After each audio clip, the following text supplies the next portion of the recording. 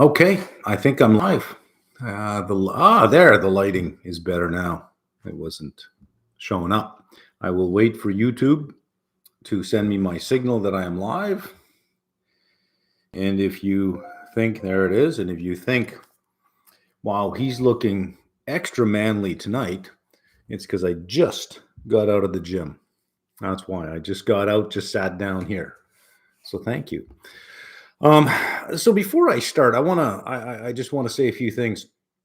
And if you see me looking this way, it's because the S&P is just plunging tonight. It just took a leg down, and I may have to execute a trade. Fun, fun, fun. Markets never stop.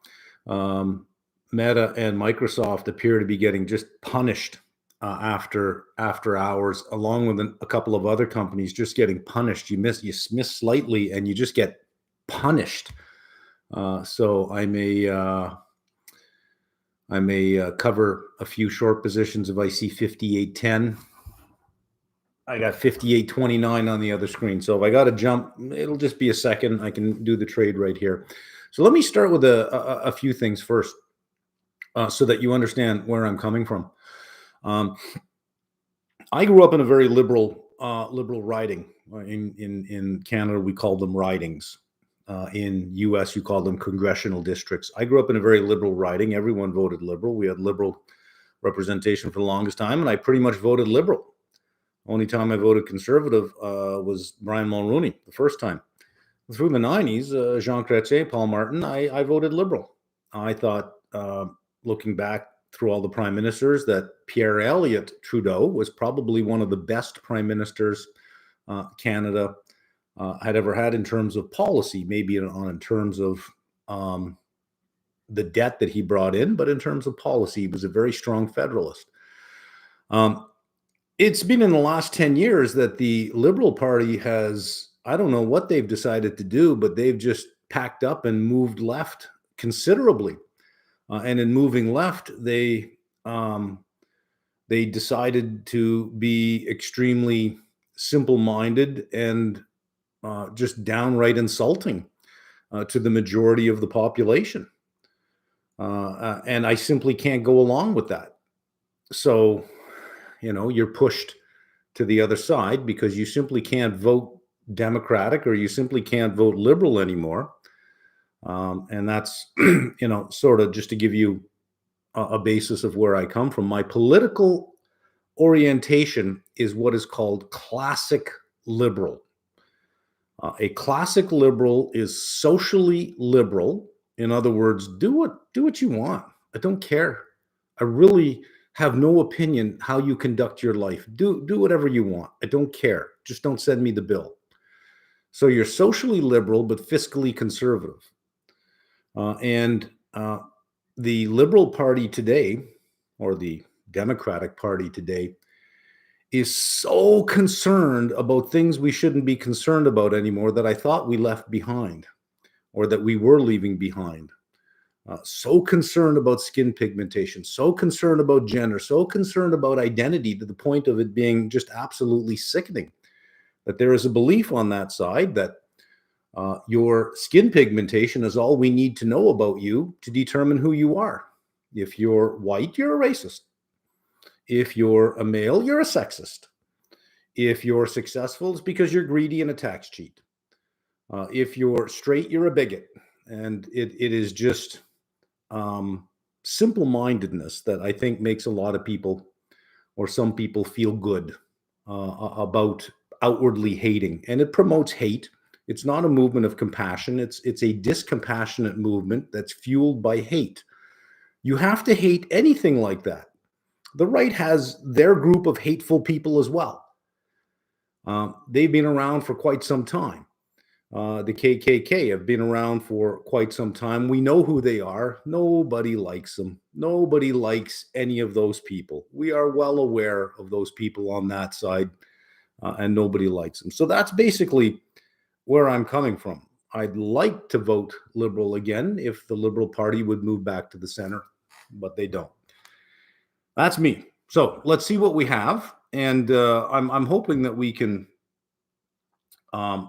make this the last time I talk about I talk about politics because I don't really enjoy it either, but it's everywhere. There used to be a time when you could talk about it, and people would just say, it's kind of boring. Can we talk about something else? But now it's just fighting words right out the get go. You have one group of people who say, you're not saying things, and one group, you can pick whichever side you want. You're not saying things I already believe in. You must be stupid.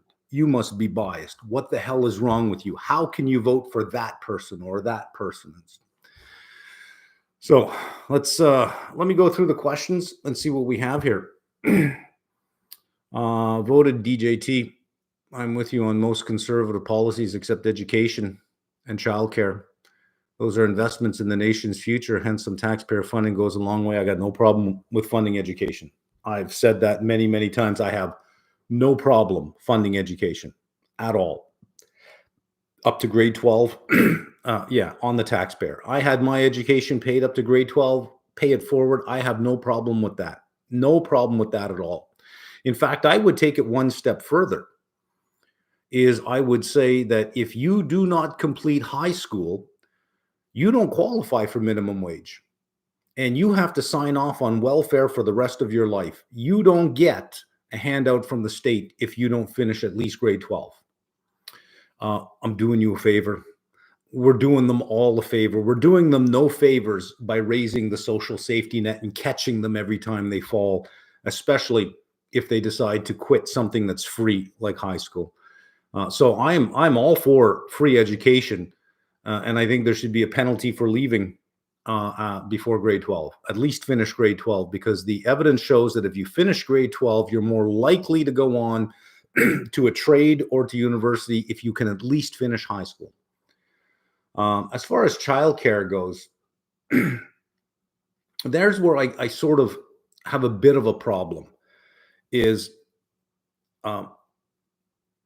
this not your lifestyle choice? Is this not a choice that you have made? I get that we need to promote a larger population through birth. We need a birth rate because going the other way is going to be difficult.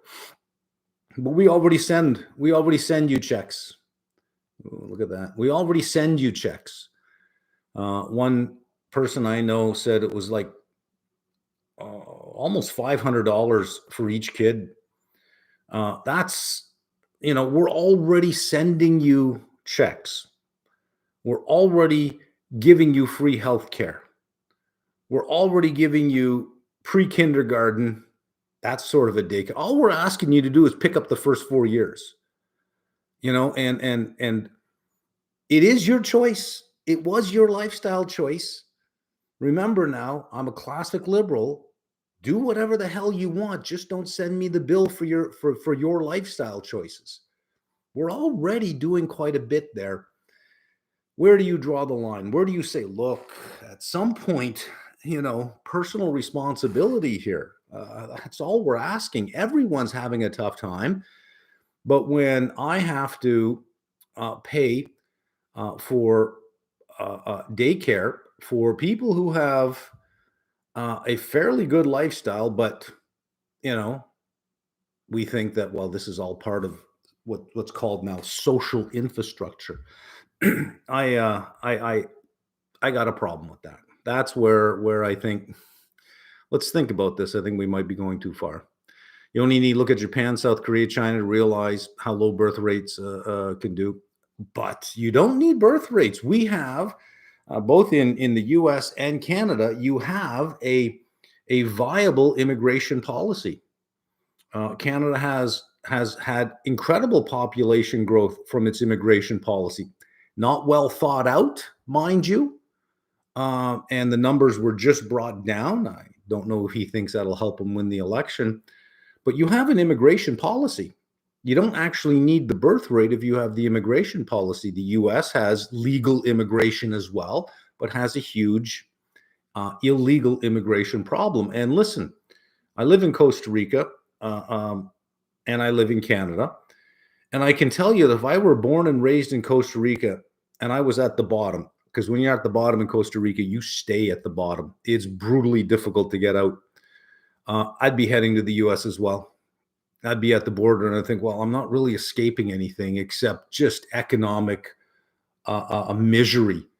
I'd be breaking into the country myself. I get it. I get it. But a country, much like Canada, has to be able to afford what it brings in because we have our own problems as well. In Canada, a new immigrant to the country, a family, will get more social assistance and more money than somebody who was born and raised here with a family when they're in trouble. When they're just as much economic trouble, the immigrant gets more social support than the Canadian does. More social support. That's a bit of a problem. That's a bit of a problem, I think. So you can do that with immigration.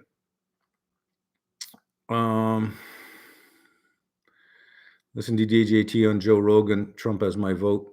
I hope RFK can really change the way food and healthcare operate in the U.S. That's a big issue. I'm sure that there is awareness of it. If you look at the amount of medical spending per person and you look at the outcome, the U.S. has the highest spending per person for medical care and some of the lowest health outcomes. How is that possible? A big part of that has got to be the food you eat. It's got to be the food you eat.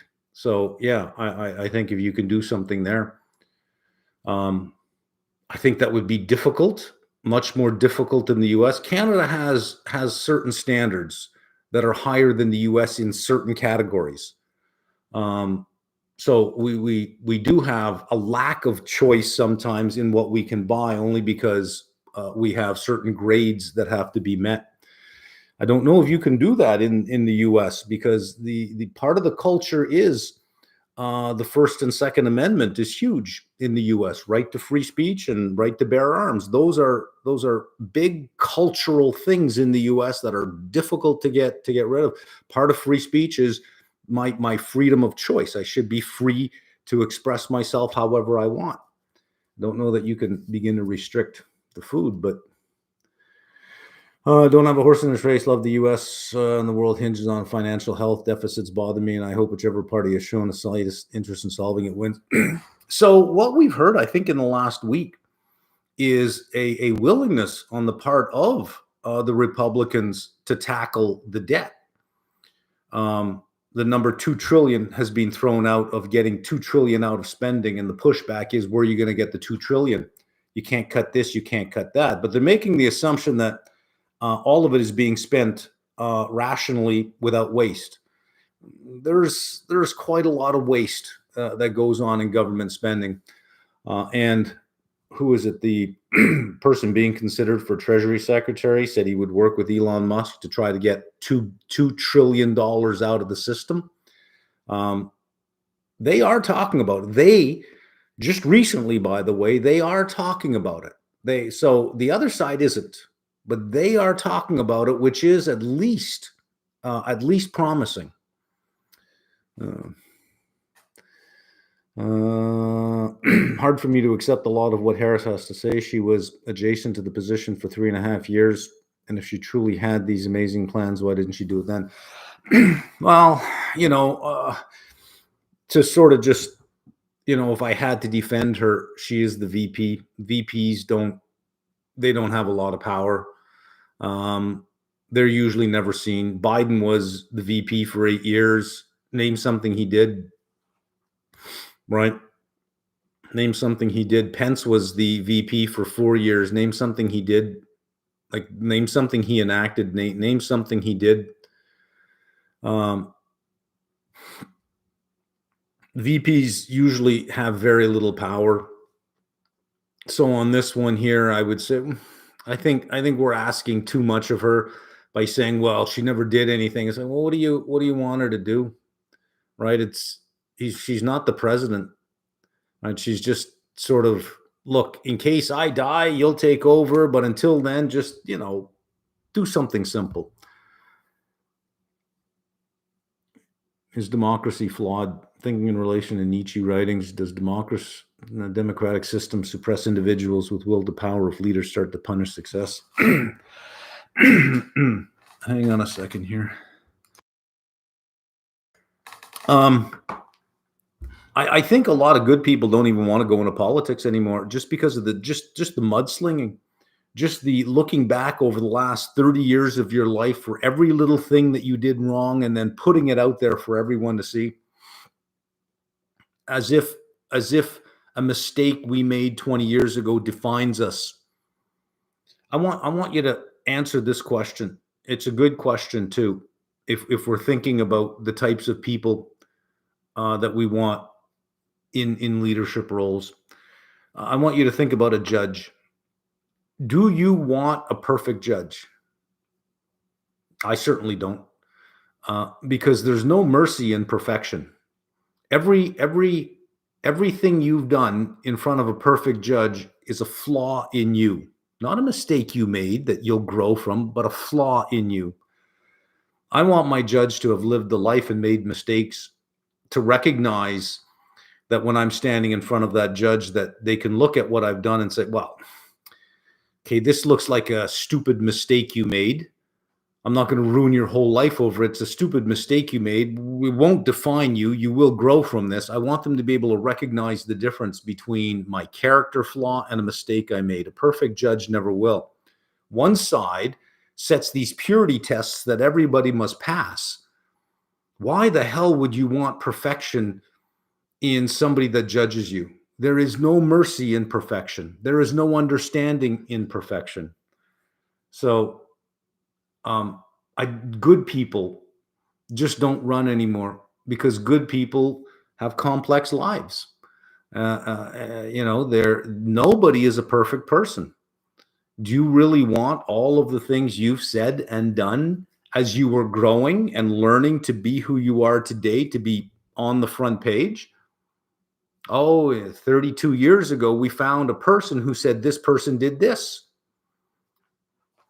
Who the hell wants that, right? So good people just don't go into politics anymore. Is democracy flawed? Well, for all the anti-Trump people out there, for the Harris supporters, for the ones that simply can't believe that you would even contemplate even mildly thinking of mildly supporting a guy who tried to overthrow democracy. For all of you on that side, all of you must answer this question: is democracy broken? He's leading in the polls. People who are going to vote for him don't care. That narrative is out there, don't care. If he wins, it's the will of the people.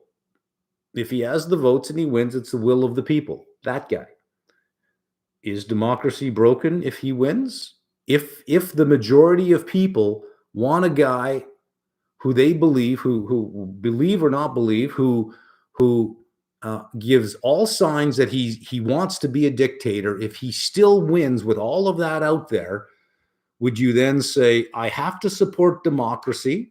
And if supporting democracy means the overthrow of democracy because that is the will of the people, would you still support that? Or would you say democracy must be broken if the people are willing to elect somebody who wants to cancel democracy? I believe it's broken. I don't believe that it's broken from the top. I believe it's broken from the bottom. We as the people have long abdicated our responsibility in electing responsible government. We elect popular people. We vote our colors, regardless of what they do or what they say. And we can't believe the other side is willing to vote the way they vote. And we end up hating people because of it, because there can only be one way. It must be my way. It can't be your way. And both sides feel the same way. Everyone, not everyone, but most of the votes are already set. Even before going in this election, these states are going to go to Harris, these states are going to go to Trump. You pretty much know that, and it's all going to come down to one state. Every single time. Battleground states, there's 2-3 states, and that's it. It all comes down to that. They determine who's going to run the country, and that's it. Is democracy broken when one state determines the president? when a majority of the people in polls favor the guy who clearly incited a riot on January 6th, did nothing to stop it, is a convicted felon. You could, all the things you can say about him are true, and he's still leading. You tell me. You tell me if you think, no, democracy is working just fine. Democracy is working exactly as it should, or is it fundamentally broken? I blame, to a large degree, two things. I blame social media, number one. And number two, I blame for-profit news. There was a time when news was something that a network had to do as part of the public good in exchange for the license to broadcast, that it had to inform the marketplace. And it was not a profit center, it was a cost center. And that was the cost of doing business. Now it's a profit center. Now it's for profit. And when it's for profit, you can't tell people bad news. You have to tell them what they want to hear. And Fox has brought that to the ultimate level. CNN and MSNBC do their job. The Washington Post does what it can. The New York Times does what it can. It goes for what it thinks is the bigger market. It's not going to get anything by being in the center, because both sides will hate them. So they got to pick a side. And, if it's for profit, that's what you got to do. So I blame those two things. How do you get rid of those? How do you fix democracy when it's the people? I think we'll agree, in order to successfully implement PE argument, you would need once-in-a-generation individual to pull it off. Yeah. Said individual needs to be willing to give power back once the hard things that need to be done are done. True. Suppose there's a once-in-a-lifetime individual willing to do what needs to be done. Seizing power is almost always forceful, with lives lost consolidating it. Imagine this happens. So you can think about it that way, and usually some of the most brutal political movements in history usually have two elements to them, which is why I hang on a second here. Which is why I fear the left more than I fear the right. Usually there are two elements in very bloody political movements. Number one is an ideology, a very strong ideology. That on its own is not a bad thing. What makes it bad is believing that you have the moral high ground. You combine an ideology with the belief that you hold the moral high ground, and it justifies all sorts of actions. I mean, you had cancel culture for centuries. Just canceling in Mao's time meant something different. Canceling in Lenin's time meant something different. All of them driven by an ideology, all of them driven by a more left-wing ideology, and all of them supported by the belief that they had the moral high ground. The Inquisition, the Spanish Inquisition, these were not evil people. They were saving your mortal soul, but they had to kill you to get it done. But they were compassionate. They were the compassionate people. All of them were the compassionate people because it was for the people. And the rich have to go. The powerful have to go. All of these people have to go because it's the meek that will take over everything, that will get everything. They're all driven by the belief of a moral high ground. That was wokeism. That's why I hated it so much. Is okay, you have an ideology, but you also had the combination of the belief that they had the moral high ground.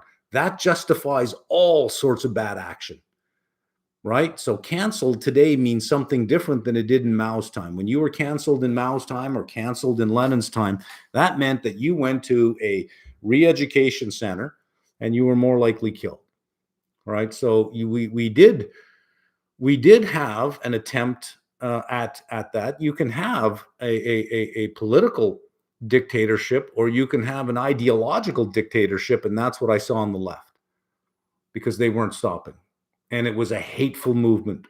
It was fueled by hate, but they had the moral high ground. They were the right ones. There was something wrong with you if you didn't bow at their altar. That's the danger. Almost every dystopian novel you read is a warning about the excesses of the left, not the right. We need to learn. We need to learn that lesson. But you're right. How are you going to get that done? We painted ourselves into a corner where if you have to go back and run a popularity contest every 4 years, you must be popular. You don't get to be popular by making the tough choices. You don't get to be popular. Look at what happened to Brian Mulroney. After the Liberals had pretty much dominated politics from the 60s to the early 80s, there was a lot of debt, and we had to get rid of the debt. And Mulroney did the unpopular thing. He put the GST in. Now, previous to that, every state, every province had their own sales tax. He added another 7% nationally at the federal level. Very unpopular. He had to resign. He didn't even make it to the next election. That gave Canada its first female prime minister, Kim Campbell, who didn't last very long, but we've had a female prime minister. Not elected, mind you, but we've had one. He didn't last long. Well, today, you're not going to get reelected by doing the right thing for the country. You must do the right thing for the party. And with the leaders we have today, Canada has the same thing with Trudeau. It's leader first, party second, country third. Trudeau is being told several times, even by his own group of people, we don't want you anymore. Get the hell out. And he says, I'm not going anywhere. I'm not going anywhere. This is mine. Brand Trudeau, then brand Liberal, then brand Canada. Brand Trump, then brand Republican, then brand US. These are brands. I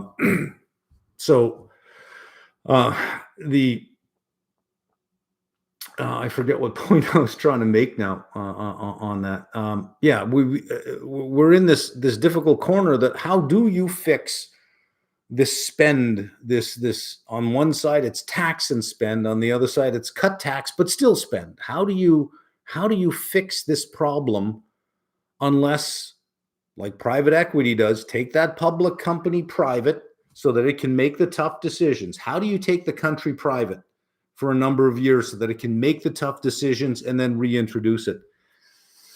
Once you have that much power, you rarely give it up. I am enjoying tonight a coffee. It is 8:30 here, but it's got pumpkin spice in it.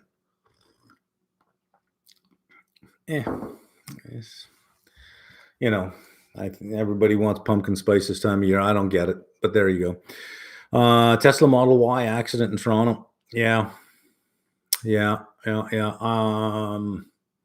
Are electric cars that dangerous or only Tesla? I don't have an answer for that.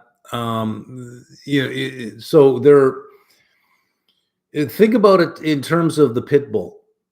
The defenders of the pit bull say the reason you hear about pit bull attacks so much is because every time a pit bull attacks, you hear about it, but you don't hear about it when a Doberman attacks or a German Shepherd attacks. So it seems like it's all pit bulls doing the attacking. It could be the same with Tesla, is that the media is more than eager to report that it's a Tesla as opposed to any other vehicle because it seems newsworthy because it's Elon Musk. And if we're looking for electric cars, there just happen to be more Teslas on the road than any other electric car.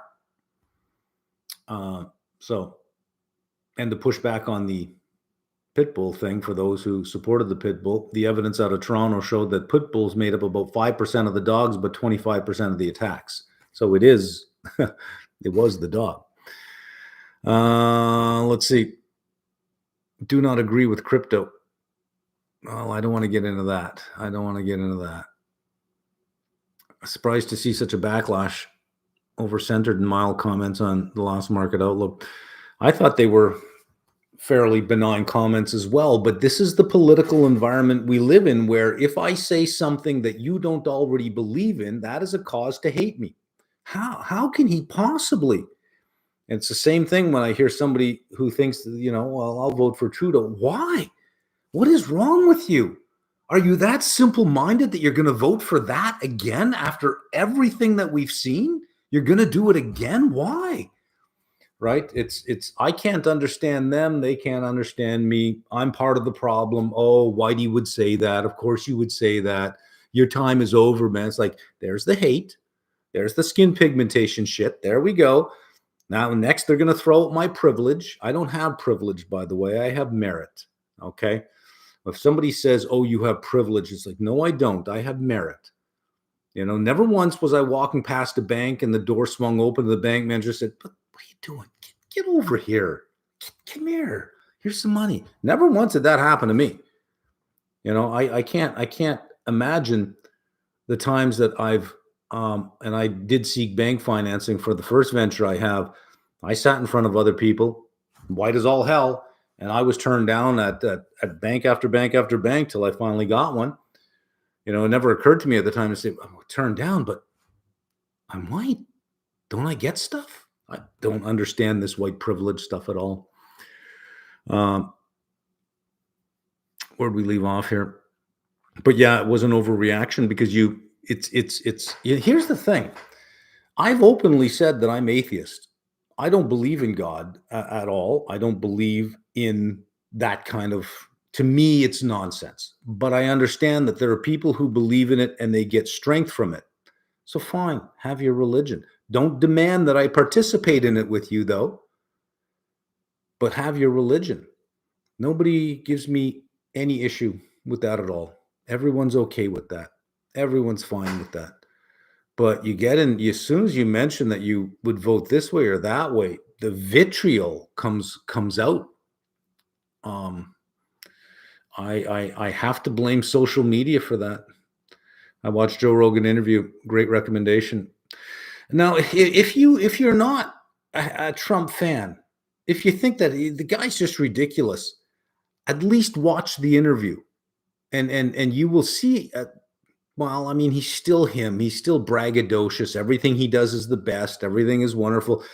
But you'll hear him talk policy, and when he talks it, you think, okay, well, that's actually not bad. Why can't you say that in public? Why can't you be this out in public instead of that crazy fanatic on the stage screaming about all the injustices done to you and no one's ever, why can't you say more of that stuff? That's actually not bad. Watch the Bloomberg interview he had. Not as sane as the Joe Rogan interview, but in that you listen to it and you go, it's actually not bad. It's certainly not what I was expecting. Just watch it. You don't have to like the guy. You can still, after you're done, you can say, okay, I still don't like the guy. But if you're going to refute his arguments, you should at least, I think, listen to them. I'd be surprised if Harris went on Joe Rogan. He turned it down. She had conditions. It was on the news feed this morning that she had agreed to go on, but she had conditions, and he said, "No, we do it my way, the way I do everything." But he turned it down.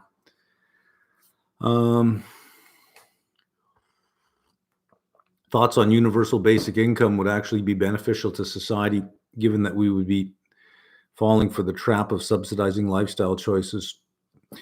Well, it's, again, we're going down that road of, if we say that universal basic income is good for society, then why stop there? If it's good for society, why not give everyone $1 million?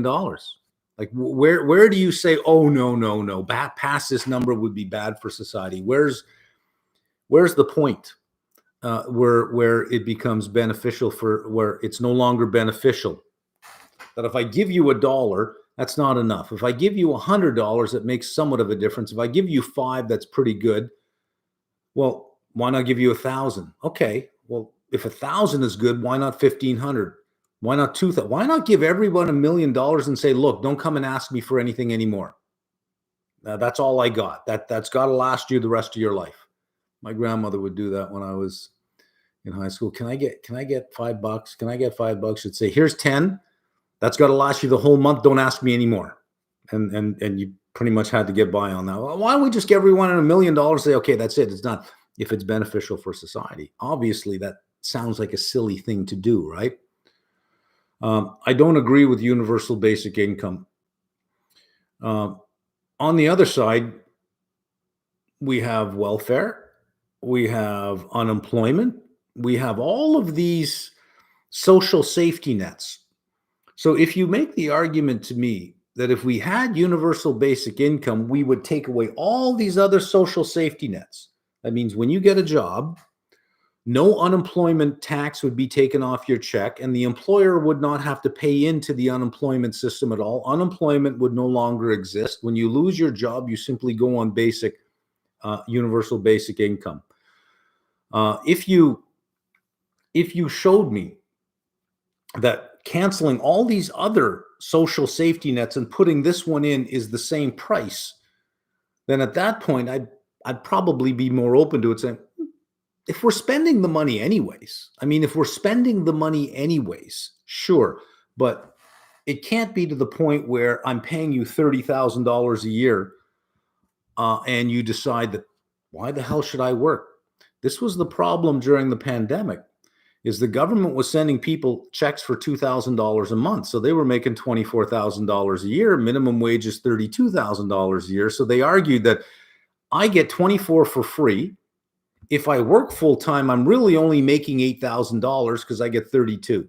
I get 24 for free or 32 for working. I'm only getting paid 8,000 to work. It's not worth it. It demotivated them from actually seeking work.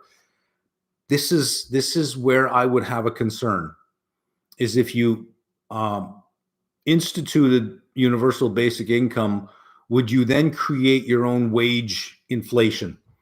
Would you demotivate those people from working?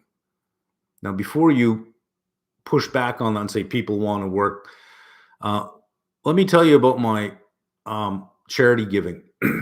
I used to give to community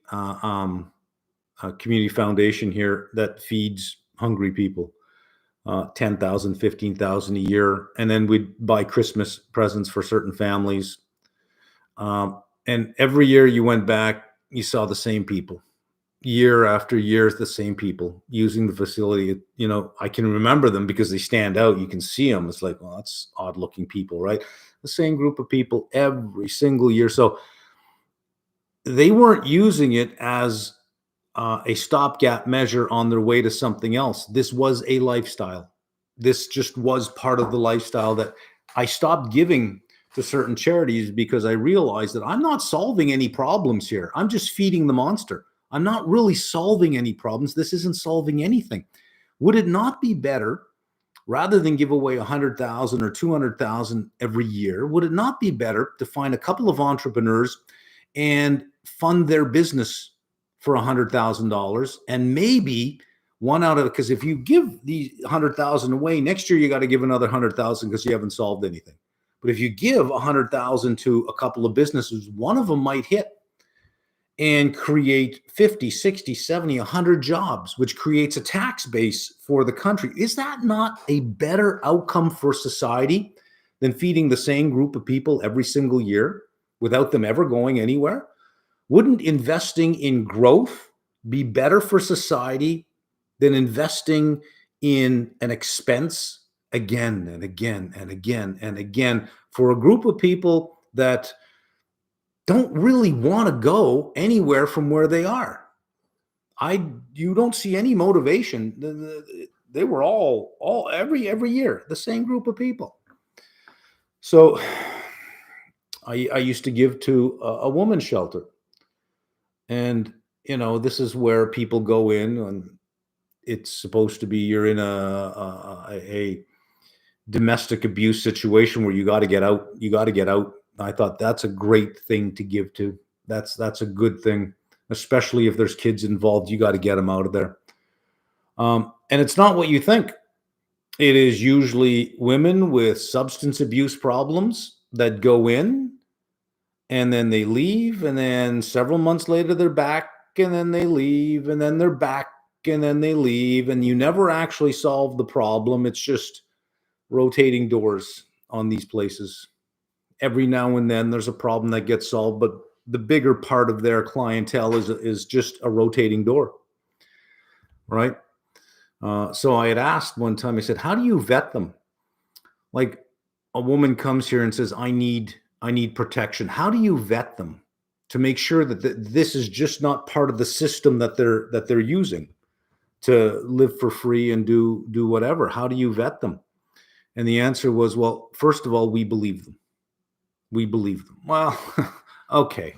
I get the compassion, I get the wonderfulness that you're trying to get, but it's naive. It's naive because I'm seeing the same people every time I come here every year. Every time we get the Christmas list, I look at it, year to year. I go, didn't we do this one last year? These names are familiar, and these sizes and these ages are familiar. Didn't we do this one? You look at, yeah, we did that. These are the same group of people every year. It's like I'm not solving any problems with this money. Would universal basic income do the same thing? Would it create this dependence that, okay, now I get this, great. I don't have to go here for this part of my lifestyle. I don't have to go here and then grab a bit here. I don't have to go to 10 different places to grab a little sliver of everything. Now they're just going to send me a check. Sweet, right? That's what I think it might encourage. Let's see. I don't know what that means. Gymming is the best. Oh, okay, I get that. World Series about to start. Gonna have to watch live instead. Oh, that's right. I didn't want to do it tomorrow night because it's Halloween and I'm giving away a bunch of chocolate bars. What do we got? I really like the political conversation you have. Even thought I might not agree with everything. Please don't stop. I think classic liberalism is also known as libertarian. I guess it could be. I will say this. I don't remember a time where the government was so in your life, where everywhere you turned there was government this, government that. I don't remember a time when it was this big. I don't think demanding high taxes means hating rich people. Well, I don't think they hate rich people. They demonize rich people not paying their fair share, implying that somehow we're tax cheats, not paying their fair share. IRS data out of the US show that the top 10%, and it's a wicked number, it's something like 60 some percent of the taxes. In Canada, the top 10% are like 43% of the taxes, only because we have this big national sales tax.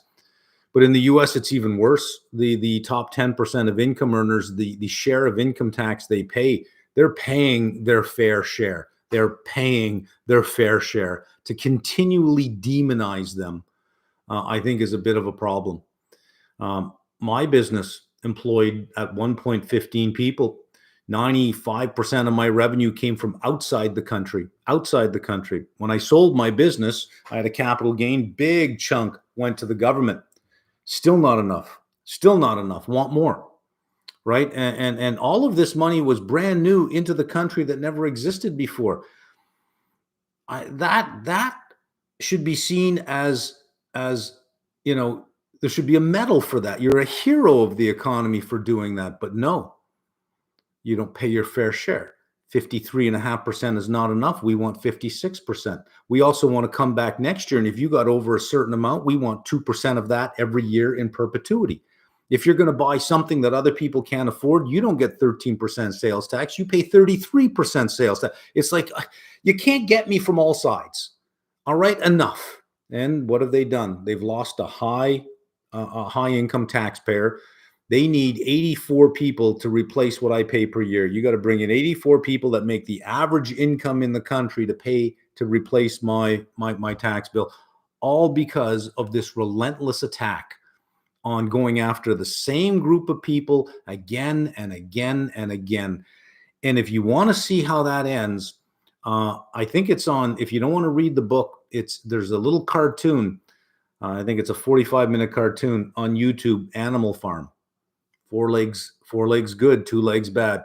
And pay attention to the horse, because that is exactly what you feel like, that you end up being a horse on this animal farm. And I'm not going out that way. So look, if you're going to have a tax, have a progressive tax, but I think that you should have a cap on tax. That, listen, it's unfair to take the majority of what people earn. that we cannot make people a minority shareholder in their own lives. But welcome to Canada, welcome to California, right? There should be some maximum 40%. And if you can't balance the budget and meet society's needs at 40%, you're inept, you're incompetent, or you're too big, or you're trying to do too much. But there should be some constraints that they operate under. We all work under constraints, but the government doesn't seem to have a constraint. We don't have the money. Well, let's deficit spend. And then we'll go after these people who don't pay their fair share, and they keep saying paying less tax than your secretary. Give me a freaking break. I have been from accounting firm to accounting firm to accounting firm, and I've asked the same question. How do I get my secretary's tax rate? How do I pay 33% tax? And you know what the answer is? There isn't a way. There isn't a way. It's not going to happen. I don't know who these people are. Now, there's income and there's net worth. On your income, there's nothing you can do. On your net worth, okay, there could be a difference. I could be a billionaire. I could pay myself $100,000 a year and be in the lower income tax brackets, but I'm a billionaire because of everything that I own that I have not sold. That's a capital gain. That's an unrealized capital gain. I can borrow against my unrealized capital gain and live a great lifestyle. And that's where they're saying, well, they're living a $20 million lifestyle per year, but only paying tax on $100,000 because they're borrowing against their unrealized capital gain. The same thing anybody can do. You don't have to be rich to do that. You can do it yourself. You can do it yourself. You can buy 100 shares of a stock and it goes from $10 to $20, and you could say, I'm not going to sell it and realize a capital gain, but I'm going to withdraw some money out of my account. Now, the money you withdraw is a loan that your broker is going to give you. It's called a margin loan. You're introducing margin. You can do it yourself. Everybody can do it, and that's what makes it fair. It's not a game for the rich. That the rich do it is because they have the opportunity to do it. They've made the right choices in life. They've sacrificed. They've built something, and they're taking advantage of a tax of some policy that anybody can do. It's not as if, only billionaires can do it. Anybody can do it. Anybody can do it. When you go and you get a mortgage for your home, you've just done that. That loan is not income. How come you're not paying tax on that? Right? So that's where they're getting that. If you have income, you must pay tax on that income. There's no way around that. All right. Where are we here? Joe Rogan says he used to be a Bernie guy and even voted for him. But higher taxes are being demanded in the context of irresponsible government. That's the worst. And I think you got it right there. Is if you're demanding higher tax from me and it's responsible government, and I can see, look, we're making some really good choices. Okay, but we're not making really good choices. So I'm going on strike. And I did strike. I left the country. I'm going on strike. Until you get your act together, I'm on strike. Now you don't get my gratitude. Yeah, increased taxes absolutely don't translate into improving the lives of low income people. You're right. It doesn't. Even growth is also driven by government spending. Most of the growth has been bought and paid for by government in the last 6-7 years. Yeah. Companies with growth and decent valuations getting punished, but Tesla is a super big exception. I don't know. They had trouble at 273 and down and down and down they went. Tesla and MicroStrategy, these are cult stocks, right? And as long as you keep them looking at the future, keep them looking to the future, you can keep those balls in the air for a long time. MicroStrategy is at the heart a value-destroying business because they have a software business that loses money. It just destroys value. It is a value-destroying business. And then tonight they announced they're going to try to borrow $40 billion to buy more crypto. They just issued last month a convertible note for $1 billion at 0.625%, half of it to pay a non-convertible bond. So now all of their debt is convertible, with half of that going to pay for something that adds no extra Bitcoin. 500 million of that adds nothing. And I went through one of the um, indentures. So you go to the conversion of where everything converts, and this is shocking. I mean, there's all of these adjustments for all of the things that the company would do. The conversion rate would adjust for all of these things, except for shares issued to the management team. That guy is going to issue shares and shares and shares and shares to himself. This is the biggest con game in the market right now. It's the biggest con game is this thing. They can't afford the interest on $40 billion, number one, because they have a money-losing business. Here's the crazy thing as well. The convertible bond issued in September, 1 month ago. This is crazy. This is insane. It was issued 1 month ago. The conversion price is $183 a share. They're at $232. It's already in the money. It's already dilutive in 1 month. In 1 month, it's already dilutive.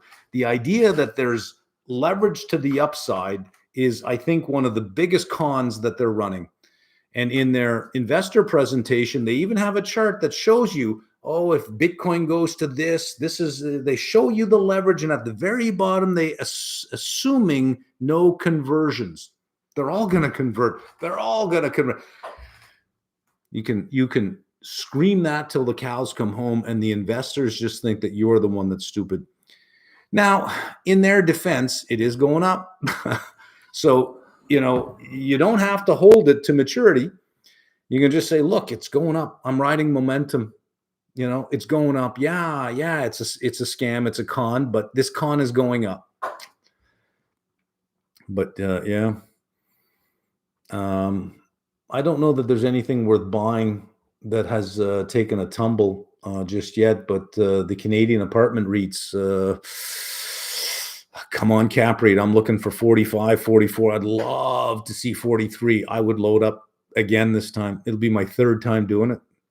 Maybe we should have different classes of shares, Class A, Class B for voting rights. Class A, high school graduate, 2 votes. Class B, no high school. Well, see, we're trying to come up with I think if you drop out, I think you need at least grade 12 to vote. I think you need at least grade 12 to vote. Never mind one share. I think you get nothing if you drop out of grade 12. We're paying for it. We're paying for it. There should be some penalty if you don't finish. I think they should get no vote. Right? This is the best time to host live sessions, in my opinion, rather than Sunday afternoons. Poverty gets worse with state freebies, right? Actually, the evidence does support that. The evidence does support that you will get more of what you're funding as a government. That if you attempt to cure poverty by giving more money, you will actually end up with more poverty. You actually get more of what you're trying to solve. Since I've been a kid, I think the upper tax rate was 35% way back then. I remember looking at minimum wage and tax rates over time. And since I've been a kid, I can remember on the news, Knowlton Nash on the National, talking, and you'd hear about governments talking, saying, we're raising the top tax rate. And when you're a kid, it's so foreign to you, raising the top tax rate. And they've been doing that for 50 years, from 35% to 53%. We just need a little more. Every year, we just need a little more. Well, can we admit that what you're trying to solve is unsolvable? If 17%, 18% later on the upper tax rate and a national sales tax is not solving the problem that you've been trying to solve, can we admit that you're trying to solve something that can't be solved? Or what the data shows is the very solving of the problem generates more of that problem, not less of it, more of it. You don't actually solve it. You encourage more of it. How you get rid of poverty is you remove social safety nets. The fall is very far and very brutal. And you have, the a scared straight program, an economic scared straight. They do this to at-risk kids in the U.S. They bring them to prisons and they attempt to scare them straight. Well, when you go to grade 9, you should be put on a bus and driven to, that end of town and driven around and look out the window, look over here. This is what you can expect. There's a basement apartment over there. That person has a bus pass. Look at the people. Like scare them straight economically and say, if you don't graduate, this is where you're going to be. You'll end up here. But yes, poverty does get worse. The more you try to solve it by giving away stuff, the more you actually encourage it.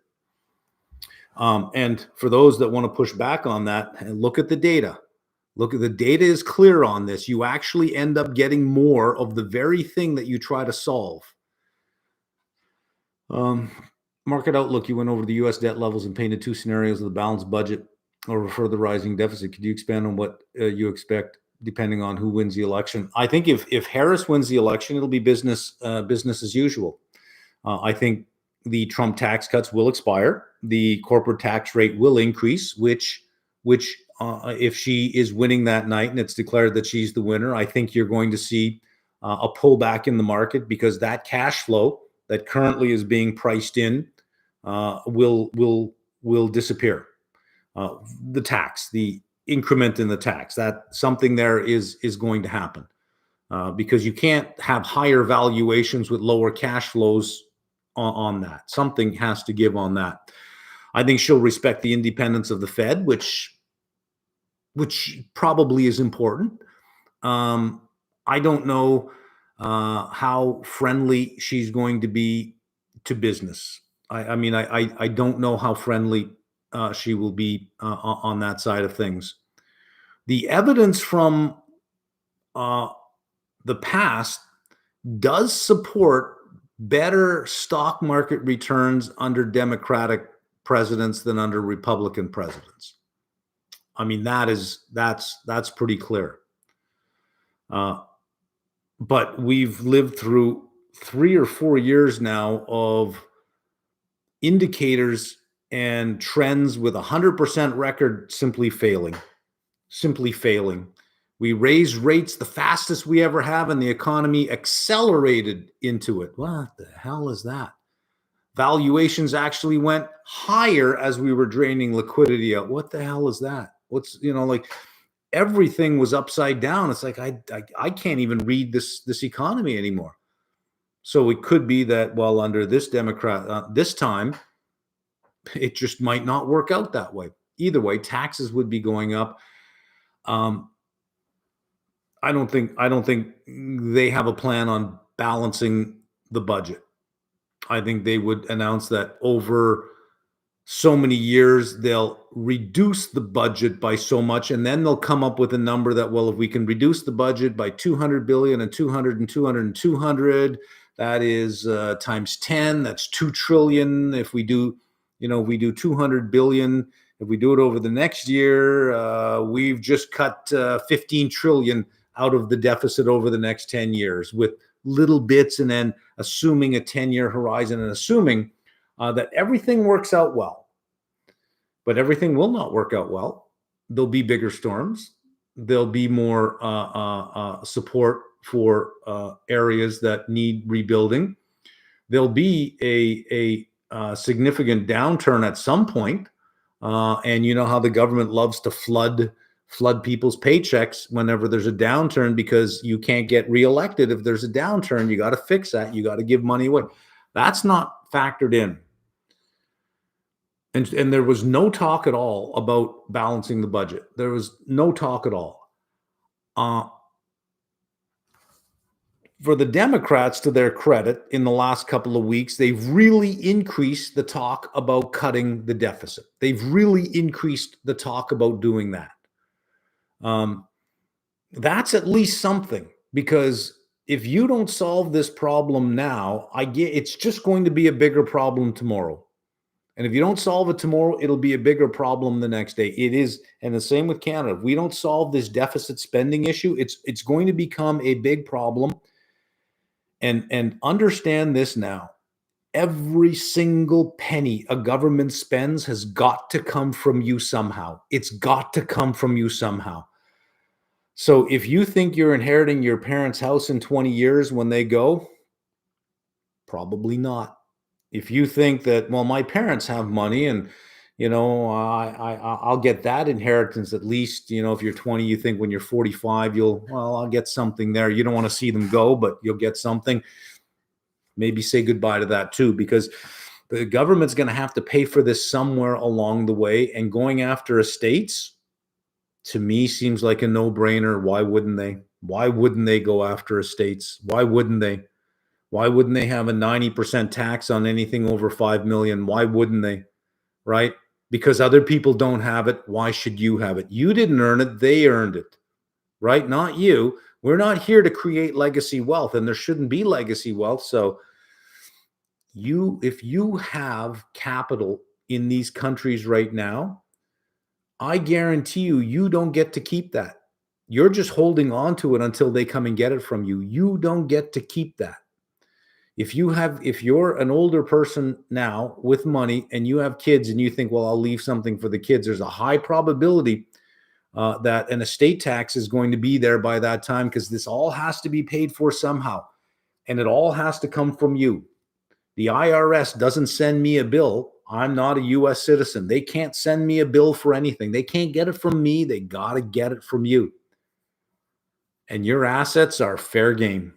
Fair game, right? So just keep that in mind. You can either have them fix it now so you can keep your stuff, or say, well, no, just keep going. And when I die, you can take all my stuff. Screw the kids. They don't need to have anything. They can make their own way. You don't get to keep that stuff. Why doesn't basic K to 12 education teach us to create value in society? Well, it is. It's more concerned about creating value for society, in creating a young adult who is prepared to go on to either college or university. In Canada, we call college community college. It's just called college. There's a difference. I know in the US, college can sometimes mean a 4-year university. I get confused between that. My son's going to college.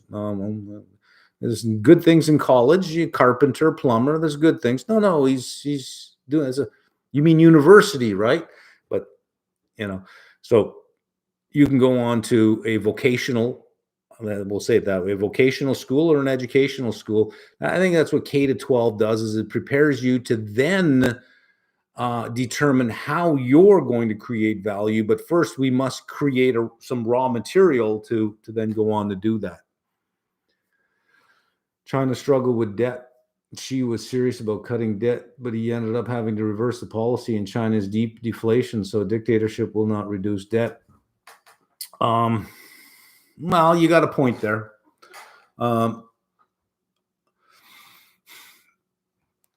Yeah, they've got to buy their way out of this. I think what he fears the most is any kind of social unrest that could lead to a revolution. So maybe they don't have elections, but they certainly have the numbers. The numbers are on their side. I guess they got they have to do something. 100% immigration. Thoughts on the cyclical theory of good times creating weak men? Are we in good times heading into hard times? Sometimes those things are, you want to repeat them because, they sound so nice. Good times create weak men. Weak men create weak times create strong men, or was it strong men create good times? And that cycle of things. It's you read it and it's kind of lyrical and poetic, and you think, that's deep, but what's the evidence of that? Right? I don't know that I buy into that. I don't know that I would say that good times create weak people. and that they end up creating bad times, which means you need a strong man to come along. And I don't know that I much buy into that. It's catchy, and it's I think it attempts to be philosophical in a way that is more, I think, cocktail party philosophy instead of deep philosophy. I don't know if there is good research that backs that up. Um, I would say that it's probably more correlated with uh, um, probably. Well, I guess you could at a societal level argue that when a society gets to be so successful, uh, it creates a standard of living that's so comfortable, uh, that you have a sort of a change in the social fabric, which values strength, and success. It values it less. I guess if we could say that, that to me seems a reasonable thing to do, and a reasonable statement to make. That when you have tough times, and you have the heroes of the economy that build big businesses and pull the economy out, that you look up to these people. But when you have a fairly decent economy and everything is going well, you look at these people and you say, "Oh, the billionaire class, you know, all of them wanting to go into space. Look at them. Look at them. Hey, hey, hey, give them a break. They're breaking boundaries and they're pioneering." But yeah, I can see that in comfortable times you almost spit on the stronger of the herd, but in weaker times you really want the strong to stand up.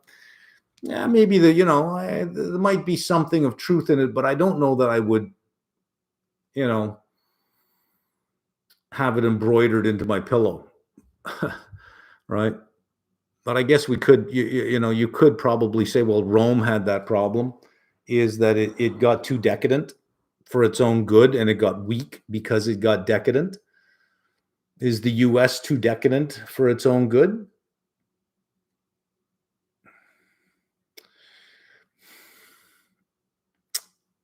Yeah, I mean, you could make the argument, sure.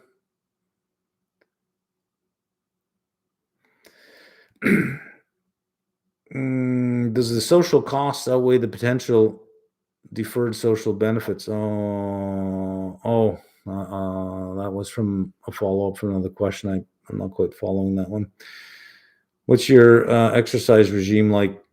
We seem in good shape. Well, I have a gym downstairs, and when I say I have a gym, I know in your mind you're thinking about one of those universal gyms, and it's in the middle of my basement. No, it is a full commercial gym, with hammer strength York. Um, it's if you walked into a small gym in a strip mall, that's what my basement looks like.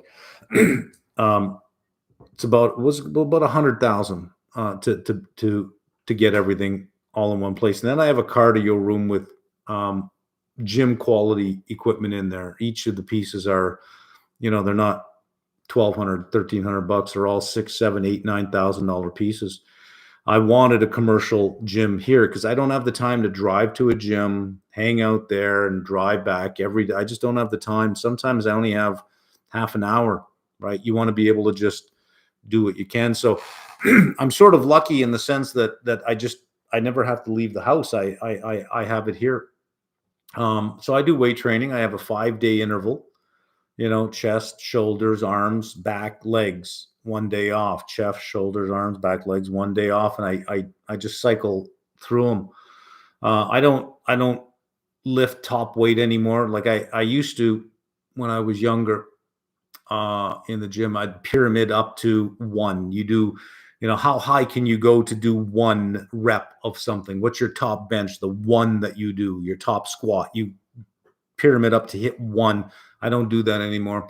I go up to a point where I can do 10 to 12 reps, and then I stay there. And when that gets too easy and you're doing 14, 15 each time, then you move up and you do 10 to 12. You move up. So I don't even know what my top weight is anymore, but I just don't like injuries. The amount of nerve pinches you get as you get older if you lift the wrong way. So I do that, and then I have a very, very particular diet that I stick with, and that's it. But I mean, I've been a sort of a gym rat since I've been 18. You have a few years here where you're off and a few years there where you're off, but for the most part, it's not as if I started working out 6 months ago and uh, um, here I am. I mean, I've been doing it my whole life. So,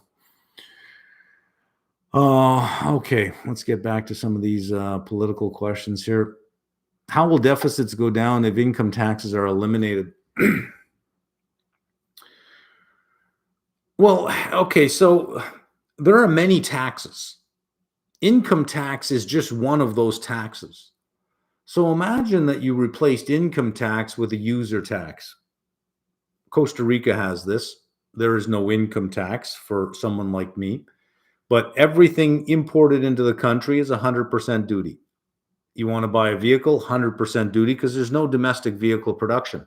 You're not going to pay income tax, but you're going to pay twice the amount for your vehicle.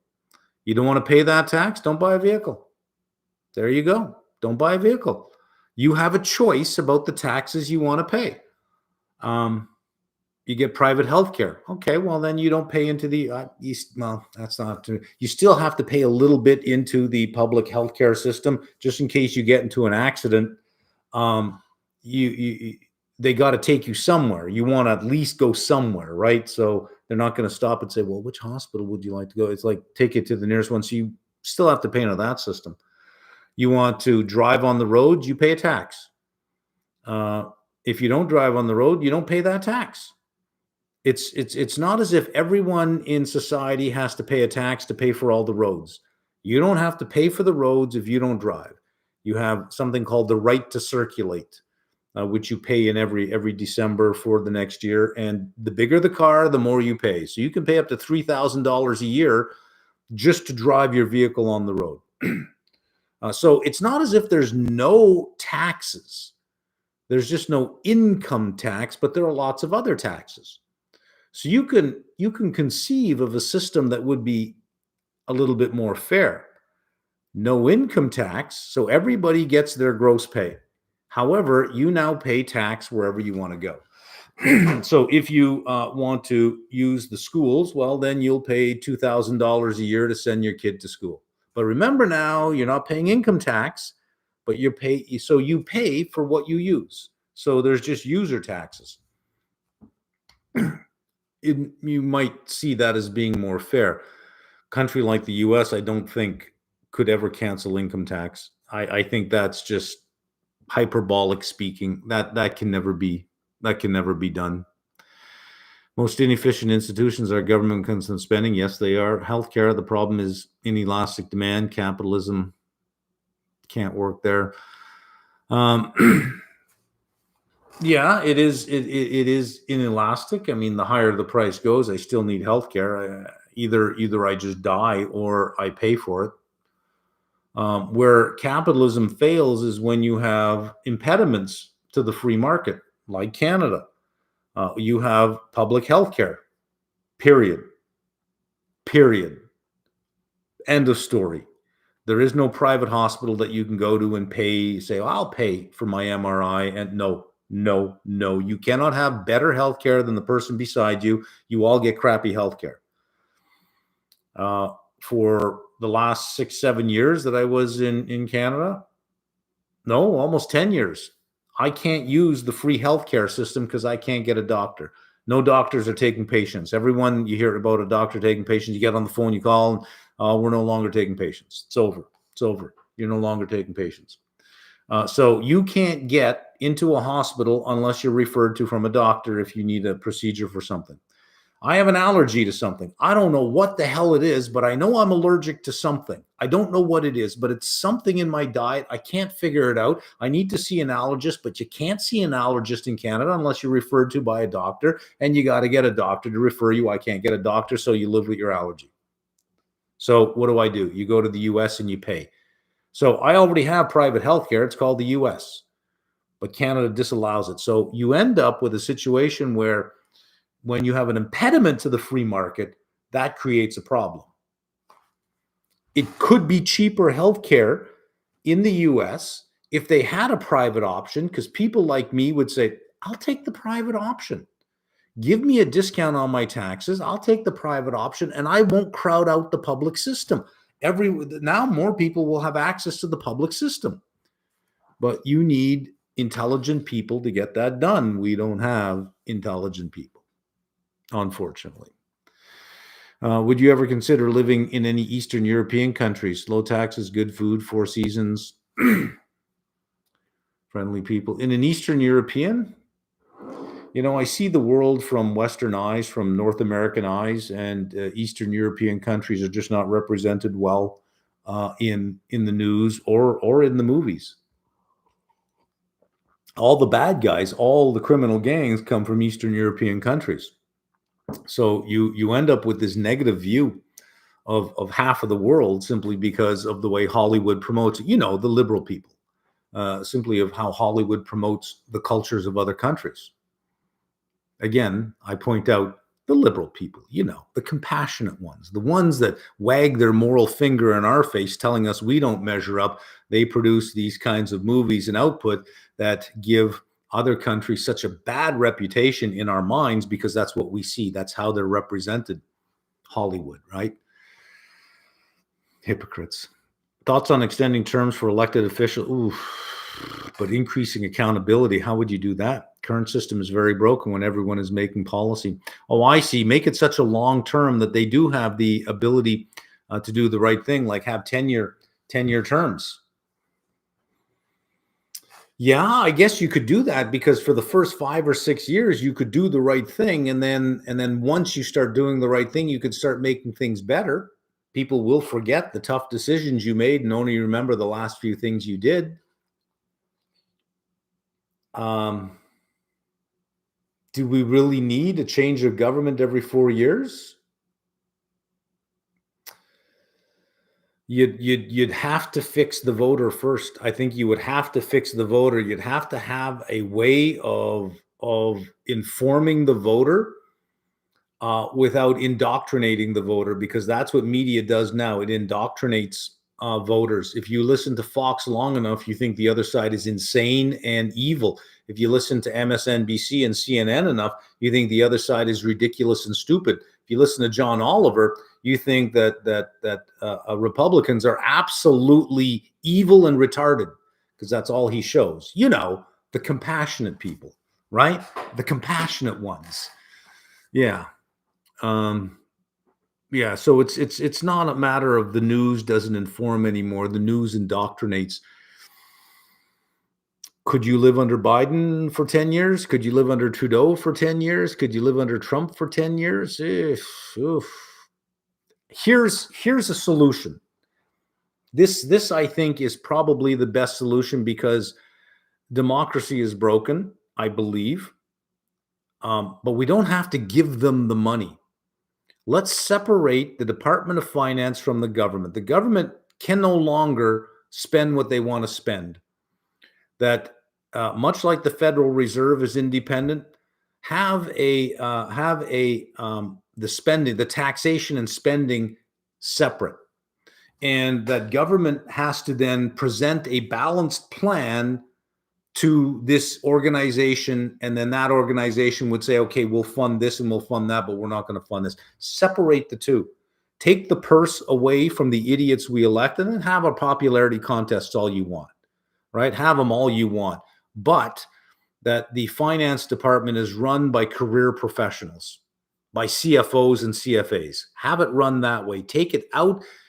Now they can't buy the next election. Now they can't say you get free stuff and you get free stuff and you get, and here's 25,000 for your house. Here's $1 million forgivable loan. No tax on this, no tax on that. Everybody, somebody's got to pay for all that shit. That's not free. Somebody's got to pay for all that shit. Separate the two and you solve the problem. You need a government willing to give that up, willing to say, okay, we will give up our right to the purse. Every government in power will say, but we use the purse to get reelected. We use taxpayer funding as our reelection campaign. Trudeau's a master at doing that.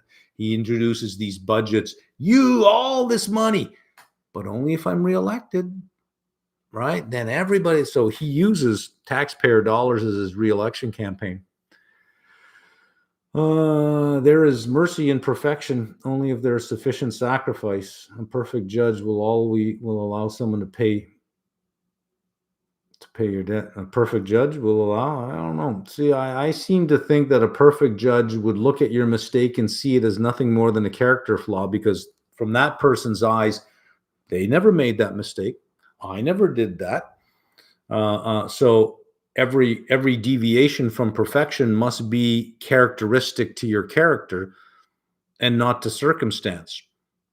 Because if it was circumstance, well, I would have made the mistakes too. I would have made some mistakes, but I never make these kind of mistakes. You know, if you cannot possibly forgive something unless you yourself have made those same mistakes in the past. You know, that you think, well, I did that too. I can understand how somebody could do that. I did that too. But if you've never made those mistakes and somebody does, you think, there's something wrong with this person. I myself wouldn't want a perfect judge. So I'm hoping there is no God, because if there is, and I got to stand in front of that God, you'll have a perfect judge. Oh, I'm going to be guilty of so much. Dear God, I'm going to be guilty. What do you make of the argument that Social Security is an unreasonable and uses tax on the young?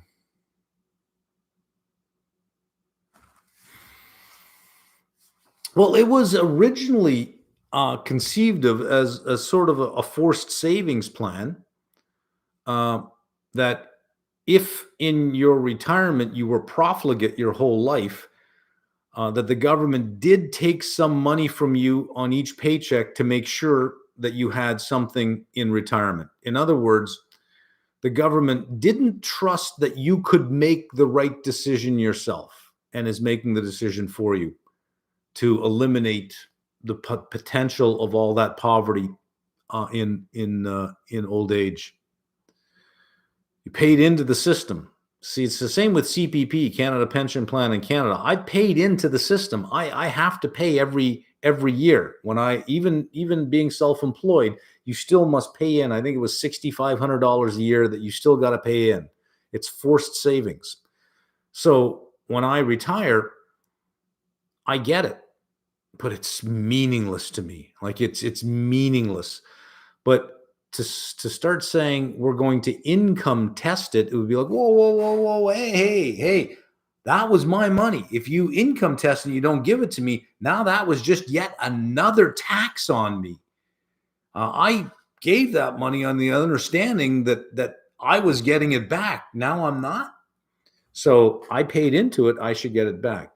If the conversion mechanism from when you put it in to when you get it out is got a deficit, then yeah, other people have to pick up the tab for that, which makes it look like a Ponzi scheme. So you can say, well, is it a tax on the young, or when you retire, other people will pay for it? You could also say the same thing from K to 12, is that when you're sitting in grade 3, not paying for schooling, is that not a tax on older people? Right? Is that not a tax on them?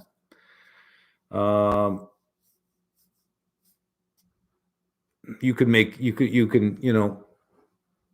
sort of look at it that way. With so many people, I kind of think that, if I have, when you work in the university system, you have very great pensions.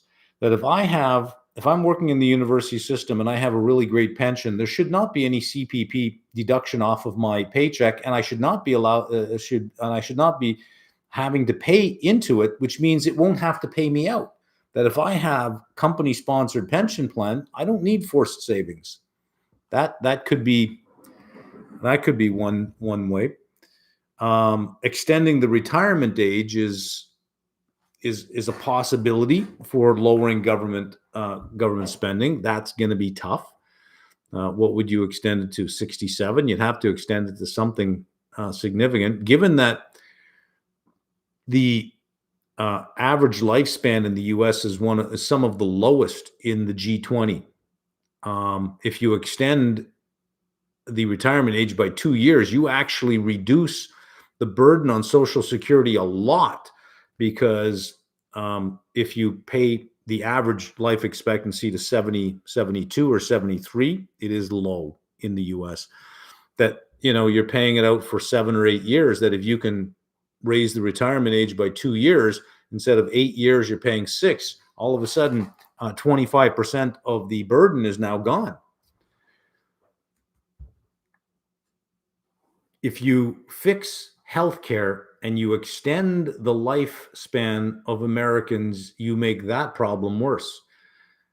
Nothing is solved. Complex systems, always trade-offs, right? You want to solve Social Security and lower the cost.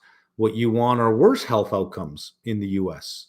What you want are more gun deaths, but more gun deaths for people who are retired. Why not? Why go into a school and shoot them up? They don't cost us anything. Go into a retirement home, shoot them up. We save a ton of money. Oh my God. Somebody's going to clip that out and say, oh, did you hear what this guy said? But you see where I'm going with this is that if you try to solve one problem too much, you create a bigger problem on the other side. If you extend life expectancies by 10 years, well, now you have to pay for that for another 10 years. If you shorten life expectancy, you fix the Social Security problem by actually having to pay out less. So this is part of complexity theory, is that you cannot think of solutions, you can only think of trade-offs. Why make the argument? Okay, we are so screwed if Harris gets in. I don't know, so screwed if Harris gets in. I mean, looking at it in those eyes, we are so screwed if Harris gets in. It might be a better statement to say things are not going to get better if Harris gets in. And if you think that, well, but I'm already screwed, then yeah, then you will be screwed, because things will probably just continue on business as usual. What is your take on Henry George's single tax on the unimproved value of land? I'm not familiar with this single tax on the unimproved value of land. I don't know that one. Seems like he's doing this to appease the separatist movement community from India. If the support continues long enough, isn't there a possibility that the separatist movement turns inward? I don't know enough about that situation either. I don't know if that's really what he's doing there, or if he's, he's picked a fight with India on this one. He has picked a fight. Is he doing this to say, okay, well, I don't know. I don't know. How about blaming yourself, sir? That's what I'm blaming myself for. What? Oh, you'll have to. This is SEV7IN. Blame myself for what? My success. I do blame myself for my success, and nobody but me. My health. I do blame myself for my health, because I have no access to healthcare. I can't say, well, a doctor put me in this position, or the Canadian government gave me all this. No, myself. So, I do blame myself for everything. For all my success, for all my education, I blame myself. Yes. Yes. And wait till you see the new custom desk I ordered today. It wasn't cheap. I blame myself for that too. And I'm turning the desk in a different direction, and I got this painting that's going up. Wait till you see that. It's wicked. I blame myself for that too. That wasn't cheap. I do. I blame myself for a lot. So I think that's what you mean. I think that's what you mean, right? For my own situation, blame yourself. And I agree, people should blame themselves for their own situation. I blame myself for my success, and maybe you should blame yourself for your failure, if that's where you're coming from. What's your opinion on democracy when it relates to Kamala becoming Democratic nominee of this election? Okay, so you can take it two ways. She was the vice president, right? But usually the vice president steps up when the president resigns or dies or is killed or whatever. None of that happened. He didn't resign. He didn't step aside. He didn't die. He didn't get shot. And she just became the leader of the party. She was simply just appointed. It's almost like what leaders do when they appoint, when they choose their replacement, right? As opposed to a democratic process where the delegates would choose the person. So on that one, if you're saying that kind of circumvented the democratic process, I kind of would agree with that. Yeah, I kind of agree with that. The only pushback I think I would give is that what if there were no challengers? Right? What if at that time it was recognized that there are no challengers? It would just be her running against herself. There were no challengers, so let's just call it a day. But you got a point there. Do you think Trump win could affect oil markets? So I thought about that because oil took a big dump down on the muted response from Israel. Israel attacked military targets, didn't attack nuclear targets or oil targets. But Trump publicly said that it would be crazy not to attack Iran's nuclear facilities. But I don't know that Netanyahu could have waited and gambled on the outcome of the election. I think he had to do what he had to do, and then he's holding a card back. That if Trump wins, let's go in and do it right now.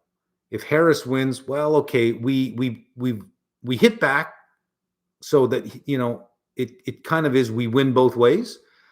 If Trump wins and other people think the same way, you could see a spike in oil on the anticipation that Trump would be far more willing to say to Netanyahu, let's go in and do it right now. Let's clean this thing up once and for all.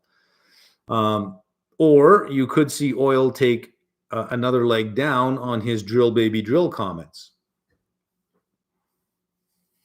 That one is a wild card.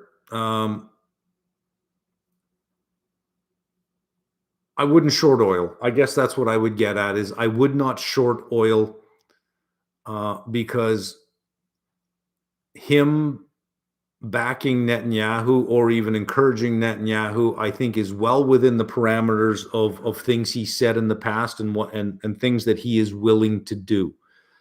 I think that's well within parameters. So I wouldn't short oil, but I certainly wouldn't buy it either. I just wouldn't short it. That's sort of where I would be.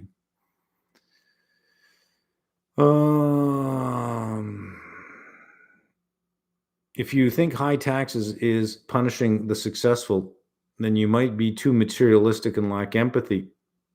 No, not at all. I have in a video that I made about why I left Canada, I made the point of the high taxes. And somebody made a comment that there's more to life than money. And I agree. There is more to life than money. Economics has shown that there is more to life than money. and I outlined or explained a classic experiment in economics, which I am sure, if you have been in any economics undergrad course, you would have engaged in this experiment in class. Two people. You give this person $10 and you say, your job is to determine what the split is with you and this other person. And the other person can either accept it or reject it. If they reject it, you both get nothing. So the classic economic thinking is this person gets $10, even if they offer the other person 10 cents. It's in this person's best interest to take the 10 cents, because if they reject the 10 cents, they get nothing. They may as well have 10 cents versus nothing. However, those offers are rejected all the time because there's more to life than money. There's fairness. And in the name of fairness, people will reject what would otherwise be an optimal outcome because they'd have more money than less money, but it wasn't fair. So they'll reject it. Yes, you're right. There is more to life than money. There is fairness. Above all, fairness. This tax rate in this country is unfair. It's absolutely unfair. Fairness drove me away. Okay, so not money, not money. I got plenty. It doesn't really matter. It's fairness. There is a sense of fairness that's involved here. Yeah. So no, it's not materialistic. It has to do with fairness. In terms of news, social media wouldn't be relevant if corporate media hadn't lost people's trust. That's true. Yeah. At the root, the profit media is the issue. Social media as a news source is the consequence. Yeah. And we do know that the algorithms keep you engaged by feeding emotion. We know that they turn into echo chambers. We know that. So there is I'm not sure if you're familiar with Jonathan Haidt, Haidt, Jonathan Haidt. He wrote a couple of good books. One of them showed the correlation between the rise of social media and the rise of depression among teenagers. That it just it correlates so closely.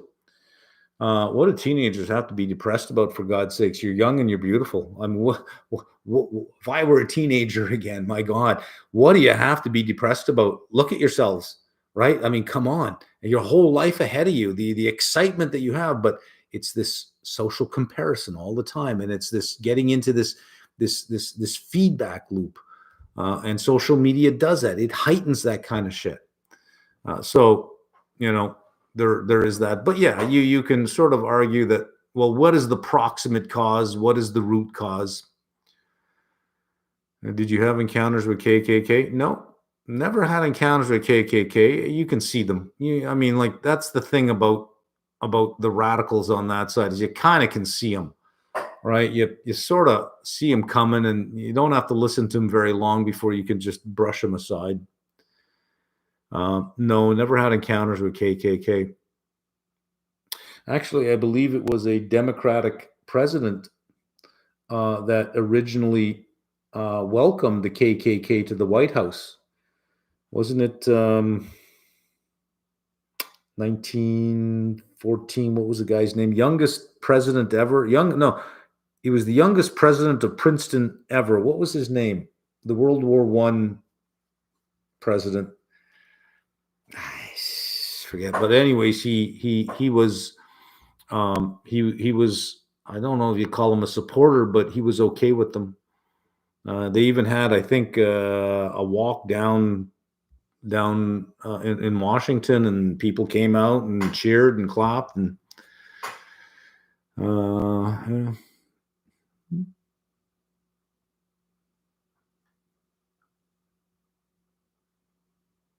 Trump adoration for tariffs worried me a lot. Are you concerned about that too? I feel it's a step in the wrong direction. So I gave this example um, you can sort of think of tariffs. You can back into a tariff, is you can say we need a national sales tax. Um, but that would hurt lower income people because they spend a disproportionate amount of money on food, shelter, utilities. So let's not have any sales tax on that. Everyone else pays a national sales tax. That's how we get revenue. And I think that's the right way to go in the US, by the way. I think a 20% VAT across the board is probably a way out, as opposed to continually going after the same group of people again, is just have a 20% VAT. You don't want to pay the tax, don't spend the money, right? Um, but you can take it one step further. You can say, well, that's a lot, 20%. Say, well, how about this then? What if it's just 20% on the stuff that's made in China, or the stuff that's made in these countries? And if it's made in the US, then okay with that too. You would say, if you went at it from the side of a national sales tax that had exemptions for American made stuff, you know what you got? You got a tariff, right? It's just, you're coming at it from the other direction. I am torn on this one. There are times where I think that a tariff would make sense on certain goods if a country had an unfair competitive advantage against you in something, and that they were selling a product that is clearly below their cost, and it's only below their cost because they had a lot of state funding in getting it done. Then I think all you're going to do is sort of do the Staples model. When Staples opens up a store in a particular town, they undercut everybody. They undercut everybody on almost everything until everyone's out of business, and then they jack the prices up again. That, if you allow Chinese EVs into the country, they would destroy the US auto industry. And then when everything is gone, they would raise the price to the true cost of what the EV is. And you'd have lack of choice at that point in time. So I think that tariffs do matter for fair trade. But how do you determine what's fair and what's free? Whenever you're losing, you call it unfair trade, because the US tends to do that a lot. The US does move the goalposts in the middle of the game when they start losing. Okay, let's play this game. Oh, we don't like the outcome of this game. Let's move the goalposts so that we're winning again. They do that a lot. So a tariff on its own, I don't think would be that big of an issue. A tariff on select countries wouldn't be that big of an issue. It's just, you have to game this out, right? You have to use some game theory here, and you have to think, what is my best move going to be, given that you're going to make a move? That if I do something, I know you're going to do something. This is why there are no more price wars in airlines. There used to be lots of price wars throughout the 80s, lots of price wars, but everyone lost in a price war. So it just became sort of tacitly understood that if I lower my price, I know you're going to lower your price. And that's a losing proposition for everyone. So I don't lower my price. And because I know it's a losing proposition, I know you know it's a losing proposition. I know you won't lower your price. So you avoid price wars because you gamed it out. You got to game out the tariff. Everything has a trade-off. If you put tariffs on Chinese product, what does America sell China that represents a significant amount, that China would just say, well, we're going to put tariffs on this, and we're gonna hurt your wheat farmers, or we're gonna hurt your coal companies. I don't know. I don't know what is required. What companies in the U.S. supply to China, but you get retaliatory tariffs like that. And then that is a price war, and that's always a losing proposition. But a unilateral tariff with no retaliation could actually be a benefit. Much like if an airline lowered its fares and the others didn't, they would end up winning. In a game theory outcome, they would end up winning. Pumpkin spice Well, I got, it was 6.99, and you bought a thing of pumpkin spice. It was on sale for $3. I said, "Well, for $3, I got to do it." I understand why it was on sale for $3.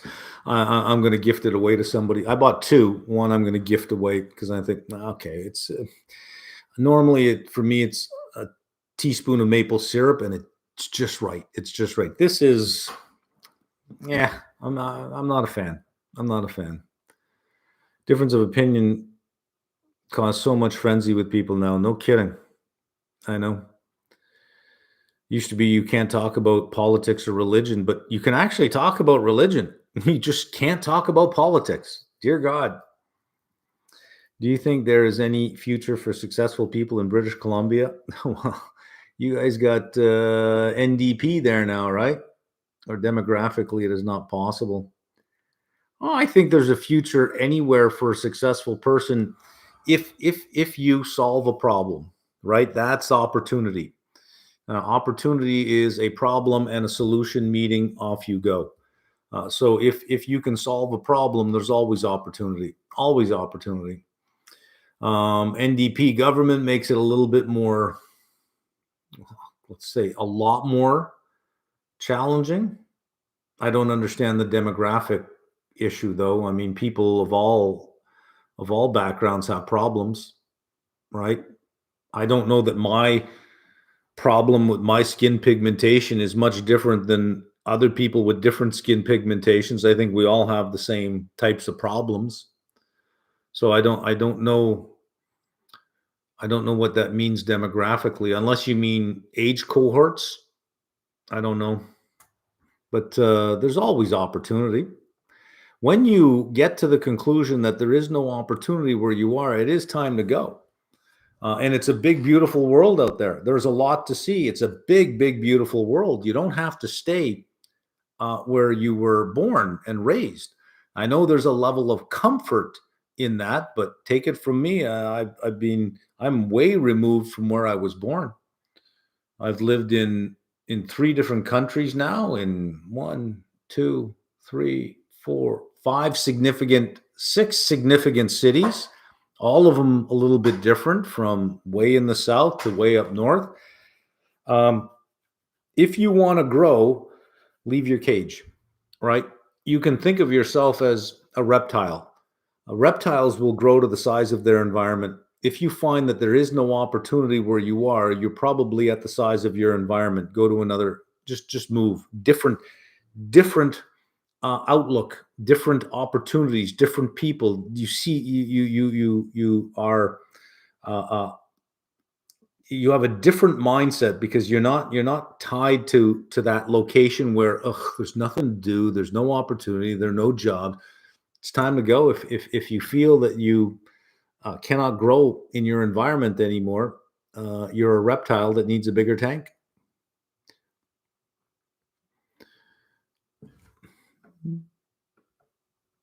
Trump's presidency brought more stability, with Russia restrained and fewer conflicts.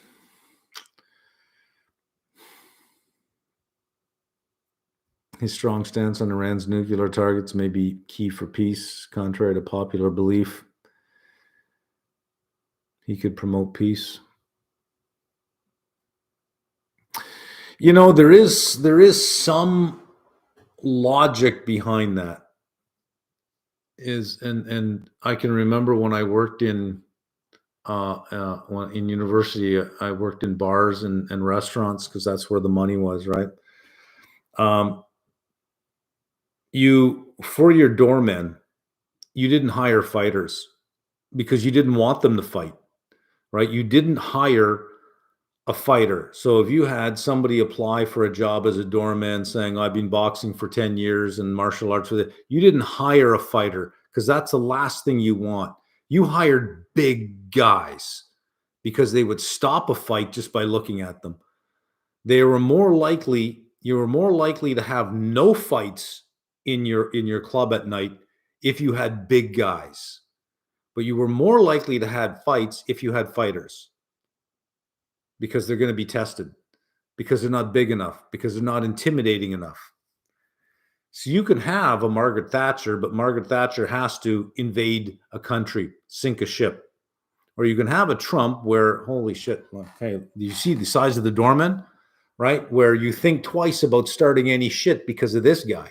So there is something to it, to the idea that if you put somebody in place that is, um, you know, maybe not a fighter, but is got his finger on a trigger and he's just crazy enough and he's unpredictable enough that you think, okay, look at the size of that doorman, right? So there is some logic to that. If you think that he is volatile and unpredictable and he's difficult to game, then you could get a world with more peace, much like you would get a nightclub that's more peaceful by not hiring fighters, but by hiring big guys. If anyone has any experience with nightclubs, I'm sure you can add to that. That's usually a fairly straightforward way to go. Agree on the fact that majority of news channels these days are pretty biased for left or far right. Are there any centrists or close to it news sources that you recommend? I think Wall Street Journal is a good one. Wall Street Journal is good. I've seen stories on both sides. Barron's is pretty good. There are some channels on YouTube that I find are just better. Some interviewers on YouTube that are simply just better. I can't name them off the top of my head. I just watch them when they come on. They're mostly interview shows. One guy's name is Lex.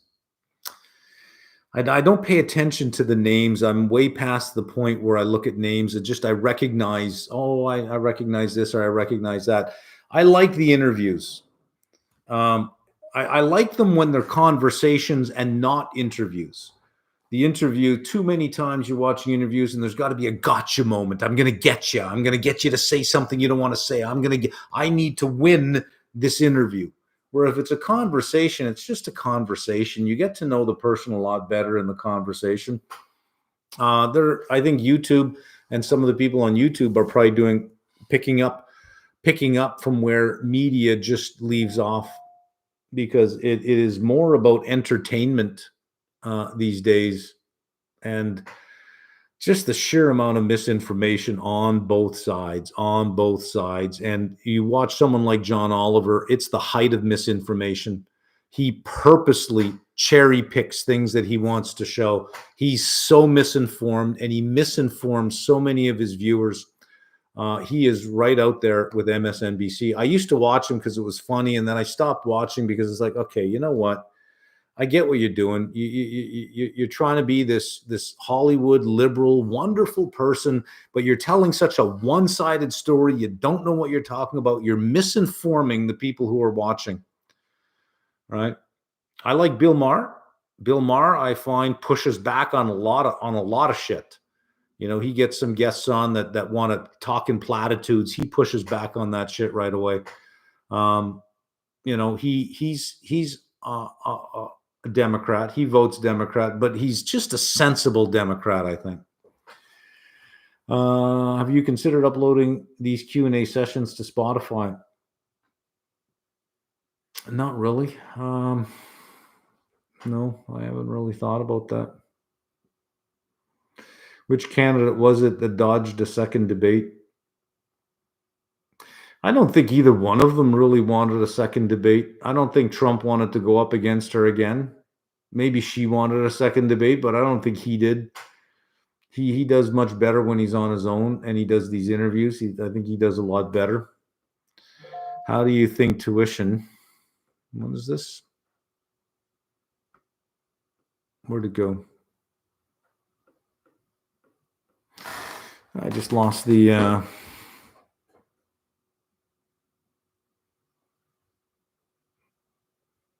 Where'd it go? Oh, there it is. How do you think university tuition costs, college debt can be fixed in the U.S.? Seems like such a negative for... the higher education inflation rate has been brutal. What you need to do, I think, what needs to be done is the university model is very broken. You don't need 4 years for an undergrad. I'll tell you that, having been in the system my whole life on both sides of the desk, you don't need 4 years. Um, a couple of things can be done. Number one, reduce it. Get rid of all those extra courses that are nonsense to take. Reduce it. Reduce it to 2 years or 2.5 years. Number one. Number two, bring in a lot more technology. Okay, they're way behind the game when it comes to the use of technology. And number three, lower the size of the administration. I mean, do you really need four administrators for every professor? Lower the size of the administration, for God's sake. I mean, a 1-to-1 ratio is still a lot. Like, just this huge buildup in the administration. That's what has driven most of the cost. It wasn't because they hired a bunch of professors. It's because they hired a bunch of administrators. Because with every hiring, you need a diversity officer, you need an equity officer, you need all of these things now, and that pushes prices up. Bring it down from 4 years to 2 or 3 years. Embrace technology a lot more so that you don't have to. If there's another university with a particular class, offer it at your university online. And suddenly one star professor at one university can be teaching in 50 different universities, and you can license the content from Yale, let's say. You can license the content because you don't have a fixed income professor. You can license the content for yourself, and you can hire a sessional to do the grading. There, look at that. Isn't that beautiful? Embrace technology, reduce the length of time it takes, and lower the administration, or you will get crushed under your own weight. You'll have more legitimate online universities starting up. Labor unions or universal basic income. If you don't have either, people who don't have much negotiation power are taken advantage of by employers. I think labor laws have come so far that the union almost seems to be redundant. I can agree with unions if you remove the right to strike.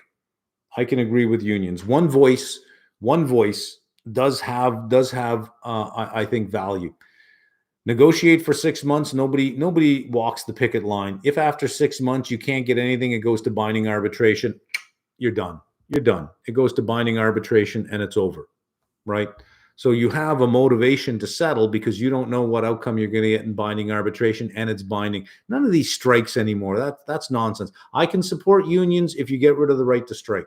The right to strike is the sacrifice of the many for the benefit of the few. That I don't like. I don't like that.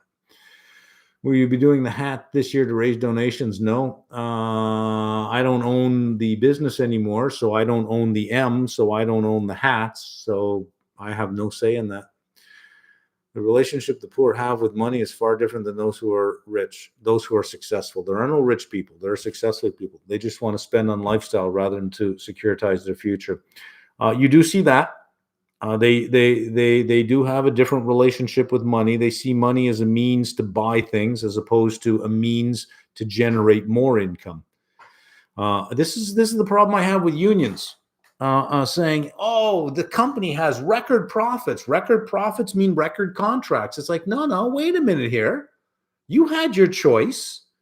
You could have bought in the equity of the company, but you decided that what was good for you was to sell me an hour of your time for a certain amount of money. You didn't want to take any risk in ownership. Now that you see that my pile is bigger, you want some of my pile. Can I do that? What if we have some lean years and we lose money? Can I look at your wages and say, that's a pretty big pile of money you have? Can I have some of your pile of money? Oh, no, you can't have my pile of money, but I can have your pile of money, but I don't want to take the risk.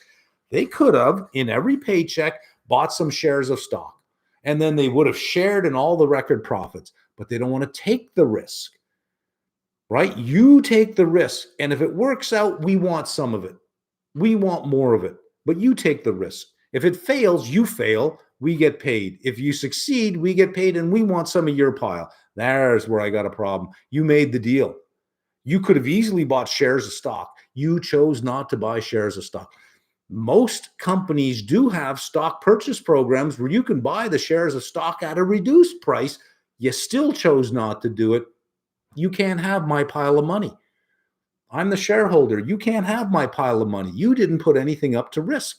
Sorry. and remove the right to strike. All right. Biggest problem with today's political system is that you need either generational wealth or multiple solid sources of income to speak your mind freely. Do you?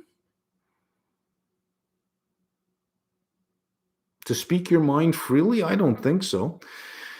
I think there is a. I think you may have a point in part of that. That I think that there is a correlation between the willingness of people to listen and the level of your success. That the more money you have, the bigger the audience you'll have, the more impact you'll make. But with technology today, you can build your own audience. If you've got something to say, hop on a YouTube, hop on a TikTok. If it is something that people want to hear, you'll get people following you. You'll get people listening to you. You'll get people subscribing to you. You can build an audience. I built everything off of YouTube when I started. I put CFA courses on YouTube for free. Everything came from using that and building my own audience. Not once did I spend a single penny in advertising. Not once. I put it on YouTube, and it was good enough that it created what I have. If it wasn't any good, it is a true democratic system. Nobody would have watched, and it would have been a clear signal that I have nothing of value. So, gladly it did work out. What do you think of TD being fined $3 billion in money laundering? But we knew that. The biggest ever fine in North America. Do you think the stock will recover? Well, Wells Fargo did. Wells Fargo had a big problem, and it had an asset cap, and I think its asset cap is being removed this year. TD has an asset cap in the US of, I think, $400 and some odd billion that they can't exceed. That kind of hurts growth. But it's for 4 years, and then they're back at it. And the cap is high enough that once they sell some assets and they come under the cap, they can then make choices about doing more optimal things as opposed to doing many things. But you have a new CEO coming in first quarter of next year. I guarantee you for the next year, the earnings are going to be because what do new CEOs do? They throw everything out. So I think you're going to have some ugly quarters coming up. Wouldn't surprise me if TD drifted to the low 70s, maybe the high 60s. I would see that as a wonderful buying opportunity. I have shares of TD. I'm not going to sell them. Canada has 6 banks and a rising population, which means you're getting growth in Canada anyways. It's unfortunate. It is unfortunate, but I think it gives an opportunity to buy a good bank, an otherwise good bank at a good price. This is the nature of banking. Every bank has its scandal. They just, next year it'll be another bank with another scandal, and the next year there'll be another bank with another scandal, and another bank with another scandal. And this is just the nature of banking. I used to say in the CFA course that if you are doing any financial modeling for a bank, when it comes to these one-time line items like fines, every couple of years go out and put a number in, because it's just the nature of banking that every 3 or 4 years it's going to be fined $500 million to $1 billion for something. So you may as well model it right in there. HSY stock down, so much for chocolate bars. So much for chocolate bars. Everything, good companies miss by a few pennies and they get just punished, absolutely punished. This is not a healthy market. A healthy market is got some level of forgiveness in it. It's like, okay, well, that's pretty good considering the environment, but we are priced for perfection that any little miss is just throw it out. Well, fine. I'll take it. I bought Newmont. I bought some more Newmont. I'm perfectly okay with Newmont. What do you think about Trump saying he would drop income taxes completely and use tariffs to fund the government? I think Trump thinks in the moment, and then it just comes out as words. Have you ever been in a sort of a intellectual, we'll call it an argument because they're not quite debates, an intellectual argument with someone, and your thoughts are not well formed yet, and you're thinking and speaking at the same time, And then after you reflect on it, you say, I didn't say that right. And I shouldn't have said that. I trapped myself by saying this, and I couldn't back out of that fast enough. That if you had time to think about your position, you'd be a lot better. I think he just has this verbal diarrhea where he just starts talking and blah, blah, blah. And oh, let's do this and let's do this and all this crazy shit. That's going to be almost impossible to get done in the U.S. to cancel income taxes. It would be almost impossible to get done. So I think he was just talking out of his ass as he was talking. I don't think he'll get that done. And even if he's serious, you still got to get it passed. You still got to get it past the Congress, past the Senate, past the Supreme Court. I just don't see it. Now, if it's something like I'm going to cancel federal income tax, and then the states pick it up from there, it could be that each state is responsible for its own program now, as opposed to having any federal programs. Kind of a lot of work to get to the same end, kind of a lot of stupid work to do. I think that's one of those things that you could just look at and roll your eyes and go, give me a break. Like, yeah, right. Like a lot of things he says, right? Bigger deficit if we continue the Halloween tradition. These kids must work for candy. Free handouts may decentivize the children. Yeah. That's funny. Here's one thing I will say. When I first moved into this neighborhood, it was a decorative neighborhood. Christmas, Halloween, decorative. You drive back into this neighborhood now, I didn't see a single house decorated for Halloween. I didn't see a single house. So maybe a lot more people are voting conservative and think these kids need to, lift themselves up from their own bootstraps. Yeah. Yeah. You pointed out the real problem, which is substance abuse. Donate to youth outreach programs to stop them from even going down the path of being stuck in the cycle of drugs. Do you think politics can go back to a less sensational time where we argue who the best person for the job? I don't know. On that one, I will say I really don't know. I think it comes down to good people stepping up. Now, there was some talk about Mark Carney running for the head of the Liberal Party. That's sort of a rational person, ran the Bank of Canada. So I know he knows economics. I know he knows how the economy works. Ran the Bank of England. And while he was running Bank of Canada, we avoided much of the financial crisis that hit the U.S. while he was there. So I know that he's got the finance and the economic background. That would be interesting. That's a qualified person. That's somebody I would vote for. But Trudeau's not going anywhere. Even though this would be better for the country, it's not better for Brand Trudeau. And it's Trudeau before the party, before the country. And this is where we are. You got to get more Mark Carneys to run, because that is one qualified individual, hands down, one qualified individual.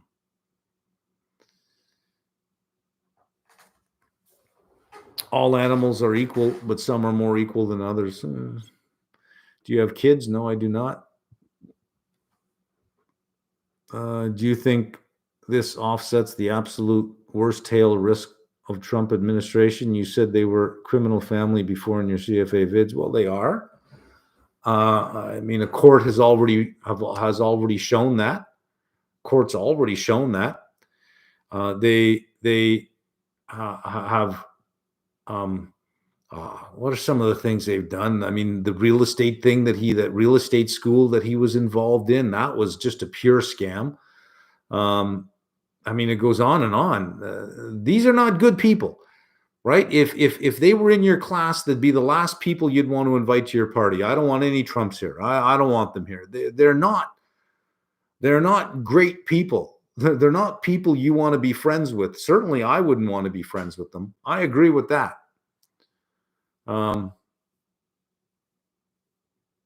Yeah. But here's the thing: you have two choices, and only two choices. You got that guy or that woman. Those are your choices. Those are your choices. If Trump was head of the Conservative Party here, it would be I got Trump or I got Trudeau. I'll take Trump because I simply can't take that other guy. I'll take Trump. You know, you don't want to, but you're not wanting to do the other thing outweighs not wanting to do this. Hence, you got to do something. And I can't let the other guy win, so I got to go and vote. Right. And I think that's what's going on here. Use platforms to create divisive, one-sided narratives. Most people aren't aware, and the issue will only worsen as tech firms incentivize by inflating numbers. Okay. Government will never stop spending because the average worker doesn't even know what the national debt is, nor care. This is why I say that the citizenry has abdicated their responsibility. So you get the government you deserve, right? You've abdicated your responsibility. We have a voter problem. Yep. We don't have trillion-dollar deficits because the government doesn't tax enough. If Kamala wins, I will go back to China. That's extreme. You are lucky you're Canadian. If you are a U.S. citizen, you still get taxed no matter where you stay at. I believe, well, same in Canada. Same in Canada. It's as long as you're not a resident anymore, right? So if you give up your residency and you're a resident of another country, you're no longer a resident of the U.S., then you shouldn't have U.S. tax. Or do you still have U.S. tax? Because that would be difficult to explain all of the Americans in Dubai and in Costa Rica. Who are these people buying MicroStrategy convertibles? Well, it actually makes sense to buy the convertible because what are you getting? A fully refundable call option, right? I can buy a call option on Bitcoin, but it's going to cost me money. Or I can have convertible debt. And if Bitcoin doesn't go up, I get all my premium back. If Bitcoin goes up, I can convert, right? That's the promise of it. So the convertible debt is a refundable call option. Why wouldn't you want a refundable call option? And the convertible debt is secured by the Bitcoin that is purchased. So it is a secured security. You have to trust management, mind you, but it is secured. You'll get your money back, or you'll get shares that are worth more than your money. The risk is, well, what if Bitcoin doesn't produce, and what if you can't get your money back? What if nobody can get their money back, right? But it is a convertible on this is like a refundable call option.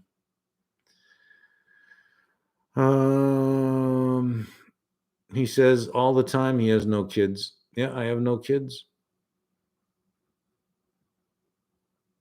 Such a random thing to lie about. I don't think I've ever once said I have kids. Somebody said I have two daughters. I never once said I have kids, unless you're talking about someone else. Update on your view of the current landscape of Canada politics. Is Poilievre guilty for foreign interference? I don't really follow a lot of Canadian politics anymore. Sometimes I see clips of one speaker or the other person in Parliament saying this or that, and Mr. Speaker, this is like, oh God, I can't even watch this shit. It's just such bullshit.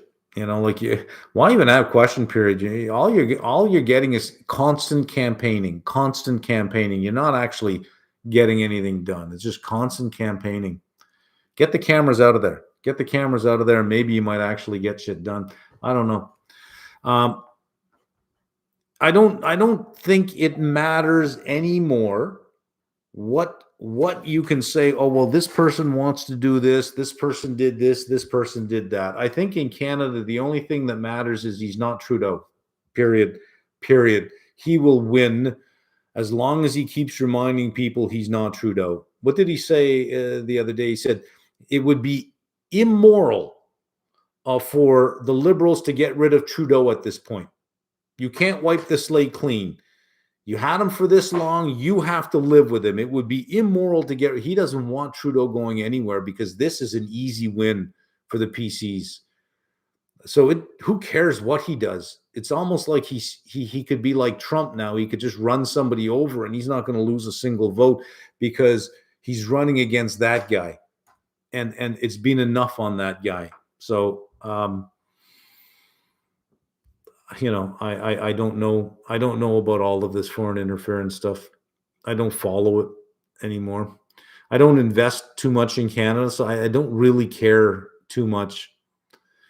What are your views on copper prices in the short to medium term? Government deficits, regardless of who wins, seems to be getting bigger, which would push both growth and inflation, long-term yields up. If you have a build-out in utilities, which you are getting, if you have data centers, investing in nuclear energy, anytime you move an electron around, you need copper.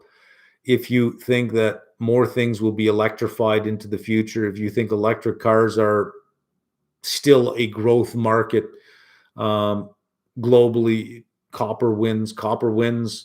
There are not enough copper mines in the world for the growth that everyone is predicting in this sector, in this sector, in this sector, in this sector. There are not enough copper mines. So to get more copper, there's lots of copper in the ground, but while it's geologically feasible, it's economically unfeasible at $4.50 a pound.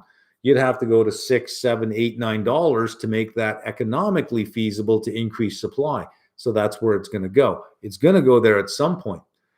I seem to think that $6 copper is probably within the next year and a half.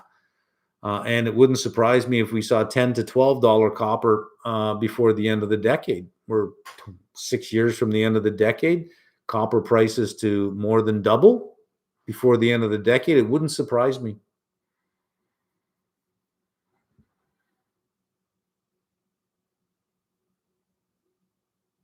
Government deficits, regardless of who wins, seems to be getting bigger, which would push both growth and inflation. Long-term yields are up. I'm not with you on the inflation part. That's a linear consequence. I think that technology probably overwhelms the inflationary pressure to the upside. I think that entrepreneurship and creating new supply overwhelms price pressure to the upside. I'm not with you on the inflationary front. I'm not with you on that. I don't think that is that you have one pandemic and suddenly the logistics and the economics of the world have changed so dramatically that you had 15 years of deflation, but suddenly now it's all going to be inflation. I don't buy that. I think people are suffering from the recency effect. Long-term EV trends, Chinese manufacturing, and tariffs might be factors to consider. On copper, yeah. I've already talked about that. Elimination of safety nets is the key to removing poverty. I think, yeah. Needing to finish 12th grade vote could be interesting. If you haven't read Sam Cooper's Willful Blindness, I highly suggest it. Eye-opening book about corruption in Canada and how it became a hub for international crime.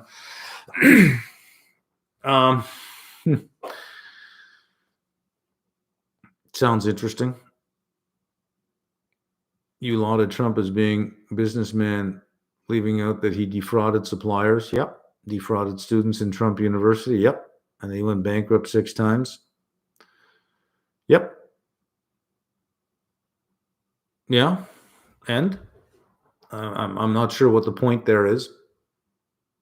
I don't know if I lauded Trump. I think those are your words or your interpretation of what I said.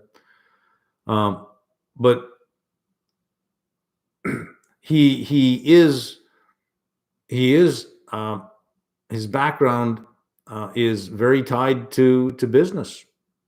So he does have a sense of it, as vile as he is in treating it. He does have a sense of it.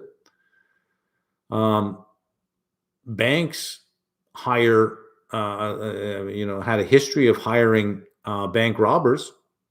Casinos hire card counters. Corporations hire hackers, right? Because they understand it. Oh, they use it for bad, but they understand it. At least he understands it. I think more than Kamala Harris understands it. I think he understands it. But is he the last person you want to be on the other side of a contract with? Yeah, I think so. I think so. Thoughts on healthcare REITs? And before we go too far here on this one, I mean, you could say the same thing for Elon Musk. He put out a commercial about full self-driving a few years back, 3, 4, 5 years back, saying this car is driving itself. Later, it was proven that no, it wasn't driving itself. He lied. He lied about, in his robotaxi event, he lied about the robots. He lied about the cars. These are driving themselves. Technically, they were driving themselves on a closed course, making no decisions. It was all pre-programmed. He lied about all of that. So you could say, what he's doing the same thing to the shareholders. He's really stretching the truth to blatantly lying. How many companies have done that in the past as well? How many companies have, it's somebody, I heard somebody say that it's the nature of capitalism. It is not the nature of capitalism. It's human nature. No matter what system you will have those activities going on. It's human nature. He's probably just more in touch with human nature than most other people are. But yeah, I'm not going to push back on any of that stuff. He did all that stuff. He has business experience. He just acted badly in getting his experience, but he still has business experience. If he was going to build an apartment building and I was going to build an apartment building, he'd beat me hands down. He'd beat me just with the experience he has. He'd screw people along the way. I wouldn't, but he would beat me easily. He would know more than me. He'd get it done faster than me. He'd probably find a way to ruin my project by holding up key suppliers or finding a way to ruin whatever it is I was doing. I wouldn't want to compete against him. He doesn't play fair, but he has played the game. You can't say he hasn't played the game. He has played the game. Thoughts on healthcare REITs? Sure. Well, oldest baby boomers entering their 80s. So much regulation there that they only own the facilities. They don't run the facilities, but just in getting the facilities run, the profitability of the facilities, I think, are questionable. Secondly, it's finding staff for these places. So even if you own the building, the tenant still must pay you. And if the tenant can't be profitable, the tenant can't pay you. I don't know that I'd be too eager with healthcare REITs. But that being said, I haven't done deep dives on very many of them or any of them. Plenty of hardworking public servants working to serve America well every day. That's true. That is true. They deserve better leadership. Let's just say that. They deserve better leadership. Have you heard of Stan Druckenmiller and Paul Tudor Jones' recent interviews? Yep, both are shorting long bonds. Yep, both will be wrong. Both will be wrong. That's pretty bold, eh? Who's this guy saying that these two famous people will be wrong? If I said this on the Sunday Night Live, if you have a name, let's say that I was really famous for investing, and I wanted to short bonds. Where's my alpha? If bond, I need to outperform. Where's my alpha? I'm alpha because I have a name. I have influence. I need to get on CNBC. I need to get on Bloomberg. I need to tell people what I'm doing because I need them to do the same thing. That's my alpha. I'm my alpha. I can't keep quiet about this. It can't be a big secret, right? If I'm telling everybody, it's because I need you to help me get this done. It cannot be a big secret. He's not shorting bonds. He's short bonds. Now he's telling you, I short bonds. Now I have to tell people because I need it to work out. If it was working out all on its own, the idea of saying, why don't you go on CNBC and tell people you're doing that? Why? Look at it. It's cratering. I don't need their help. It's already going down. But if you take the position and you need just a little bit of push on that, that's when you hit these channels and you do that. And then as it's going down, as other people are shorting bonds, you're covering your short position, right? There's my alpha. There's my alpha. I need to play my crowd. I need to play all these people. I need to play them. That's how I make money.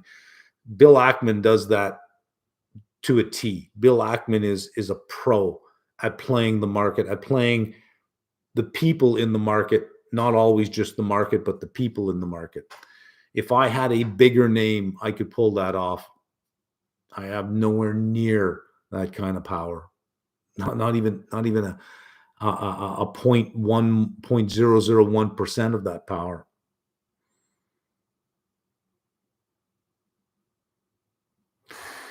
There are many measures of success, and money is only one yardstick.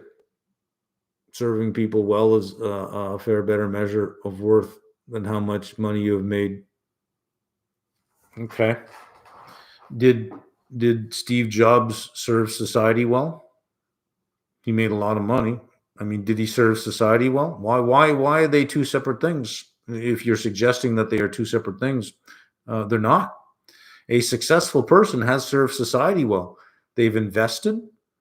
They've got suppliers, which have staff, which have families. They have staff themselves, which have families, which have roots in the city, which buy homes and eat in restaurants and buy at local supermarkets. They allow people to make money from things that they normally wouldn't make money from. How many careers has Amazon created with the EPUB and the Kindle? How many writers that probably would never have been published can now be published on that platform? How many software millionaires are there that have created an app that can now sell it for a device that never existed before? How many influencers and people with channels are making incomes because YouTube has been created, right? It is, I think, almost tautological to say, show me a successful person and I'll show you somebody who's really contributed to society, right? But show me somebody who doesn't have money. Maybe they have contributed to society, maybe they haven't.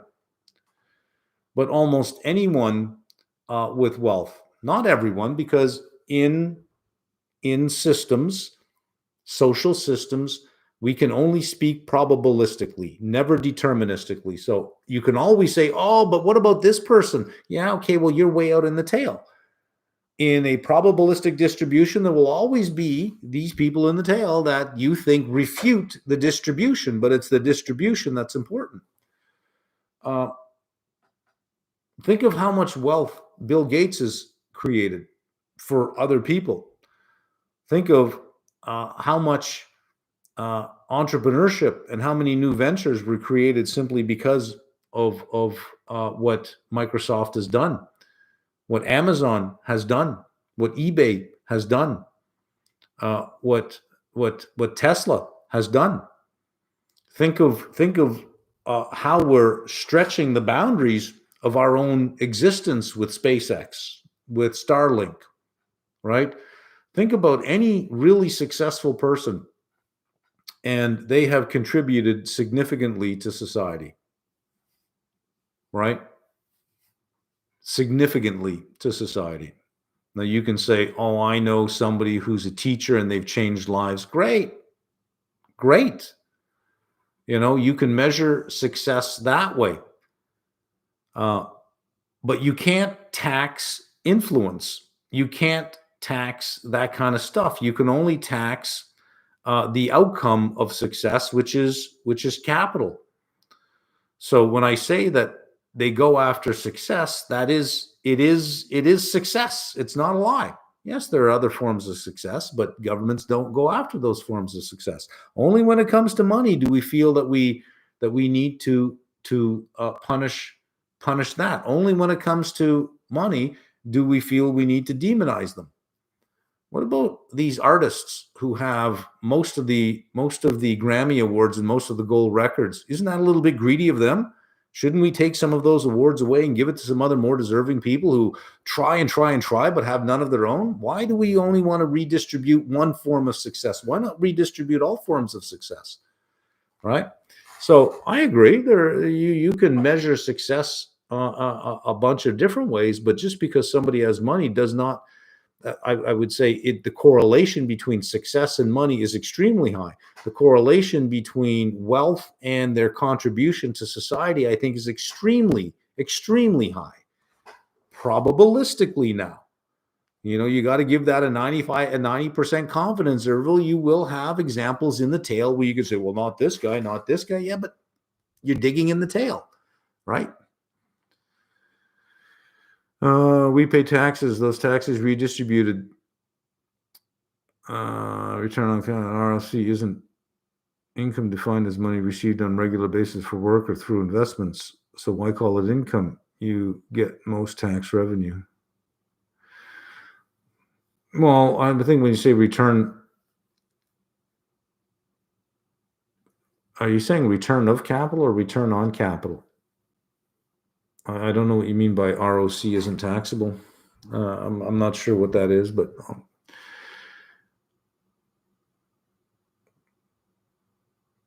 Trump has money but has no soul and a vulgar personality. This is your man. I never said he was my man. For fuck's sakes, people, if you're gonna attribute something to me, at least listen to me. He's not my man. It's just you can't vote for the other side, right? I know who he is. I'm very well aware of who he is. I have no illusion that this is the great man that's going to lead things. But given the two choices, this is a better choice. He's not my man. I've been quite clear on that. Sorry for swearing, but sometimes I get so frustrated with this stuff. Like, I'm aware of who he is. I'm absolutely aware of who he is. Contradict much of what it doesn't contradict anything that I've said in the past at all. Clearly you're not going, if you're American, you're not voting for him. Clearly you're on the other side right now. And if that's true, right now you're on the losing side. So isn't it you that might be misguided? You're in the minority. Isn't it you that might be seeing things wrong? I mean, you could say that. You're in the minority on this one. Your candidate looks like they're set to lose. If your candidate loses, will you then admit the will of the people spoke, democracy won, I will throw my support behind my president? Or will you say, oh no, this is, he's going to overturn democracy. He's going to steal democracy from us. We have to stop the steal. Stop the steal. Well, I wonder who said that. Sounds familiar. He's not my man. I mean, just plain and simple, he's not my man. But the political system, and I'm not even a voter here, the political system in the US has produced these two people. From the 350 million people you got, you've produced these two people. There's your choice. It's a Sophie's choice, right?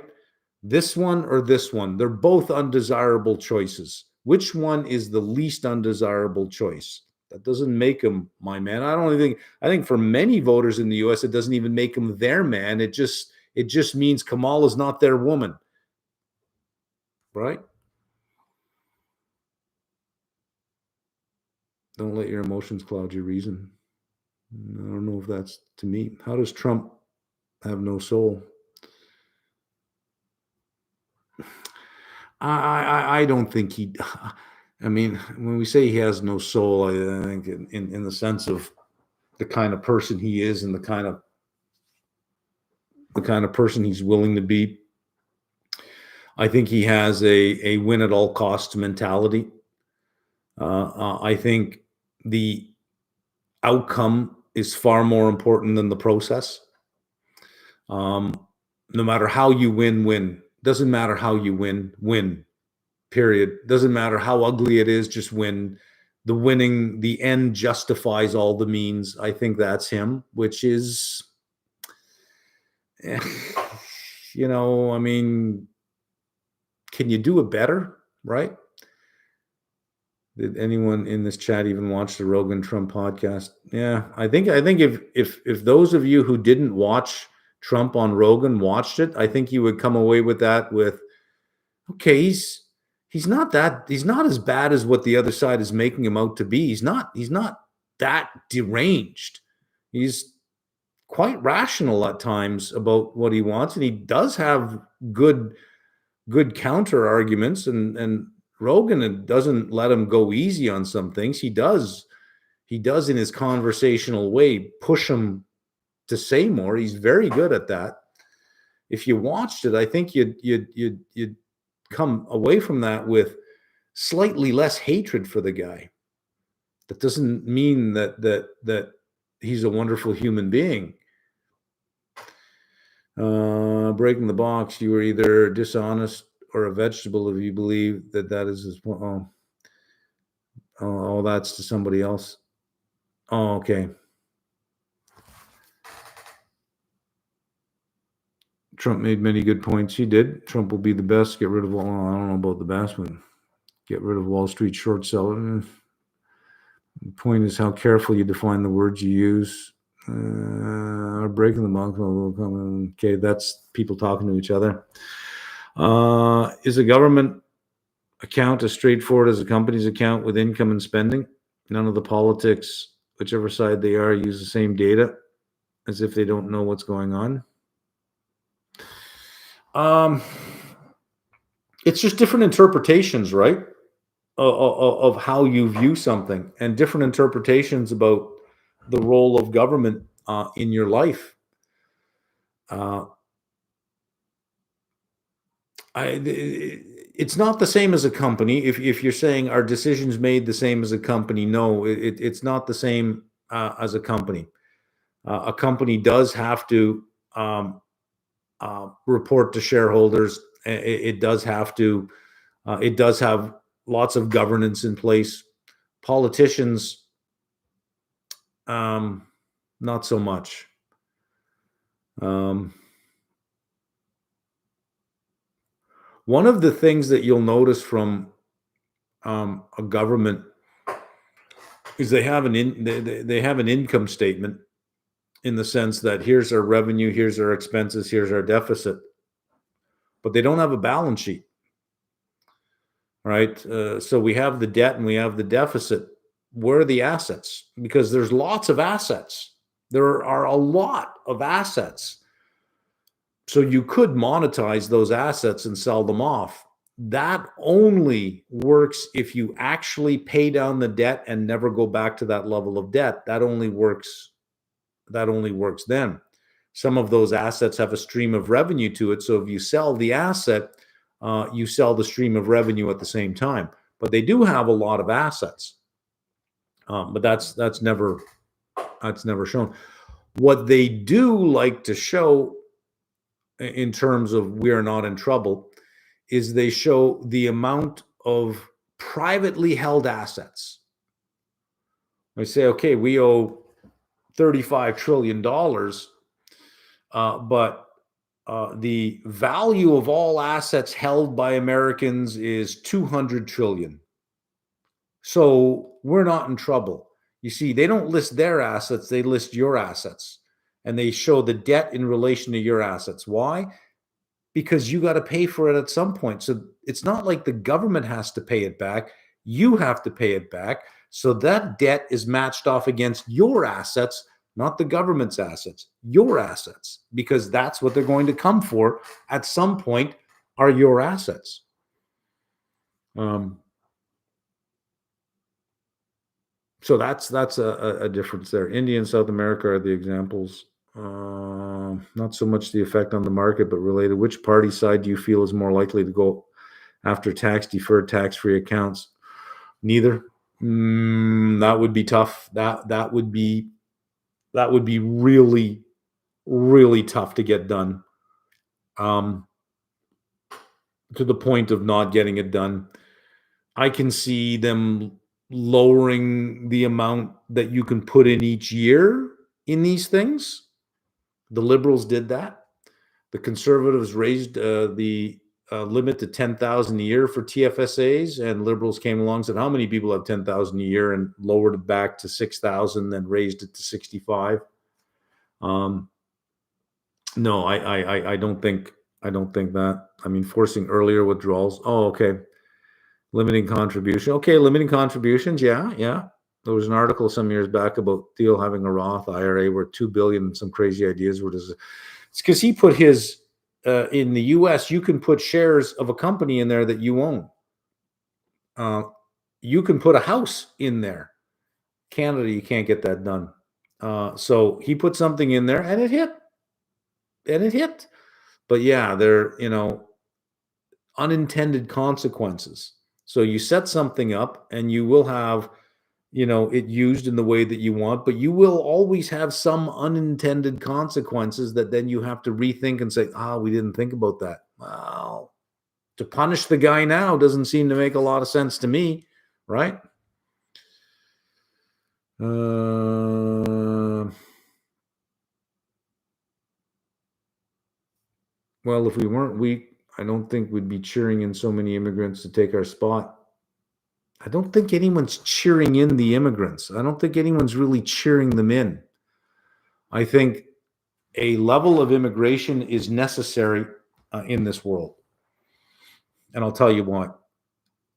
If your country is producing engineers and computer software engineers and medical doctors and physicists and PhDs, I want them. I'll take your educated people. You send them over here. Thank you very much. So I don't think anybody would disagree with that kind of immigration. Let's bring them in. That's fine. We're good with that. I think where people push back on immigration is we're bringing in people into the country that need just as much help as the people we already have that need help.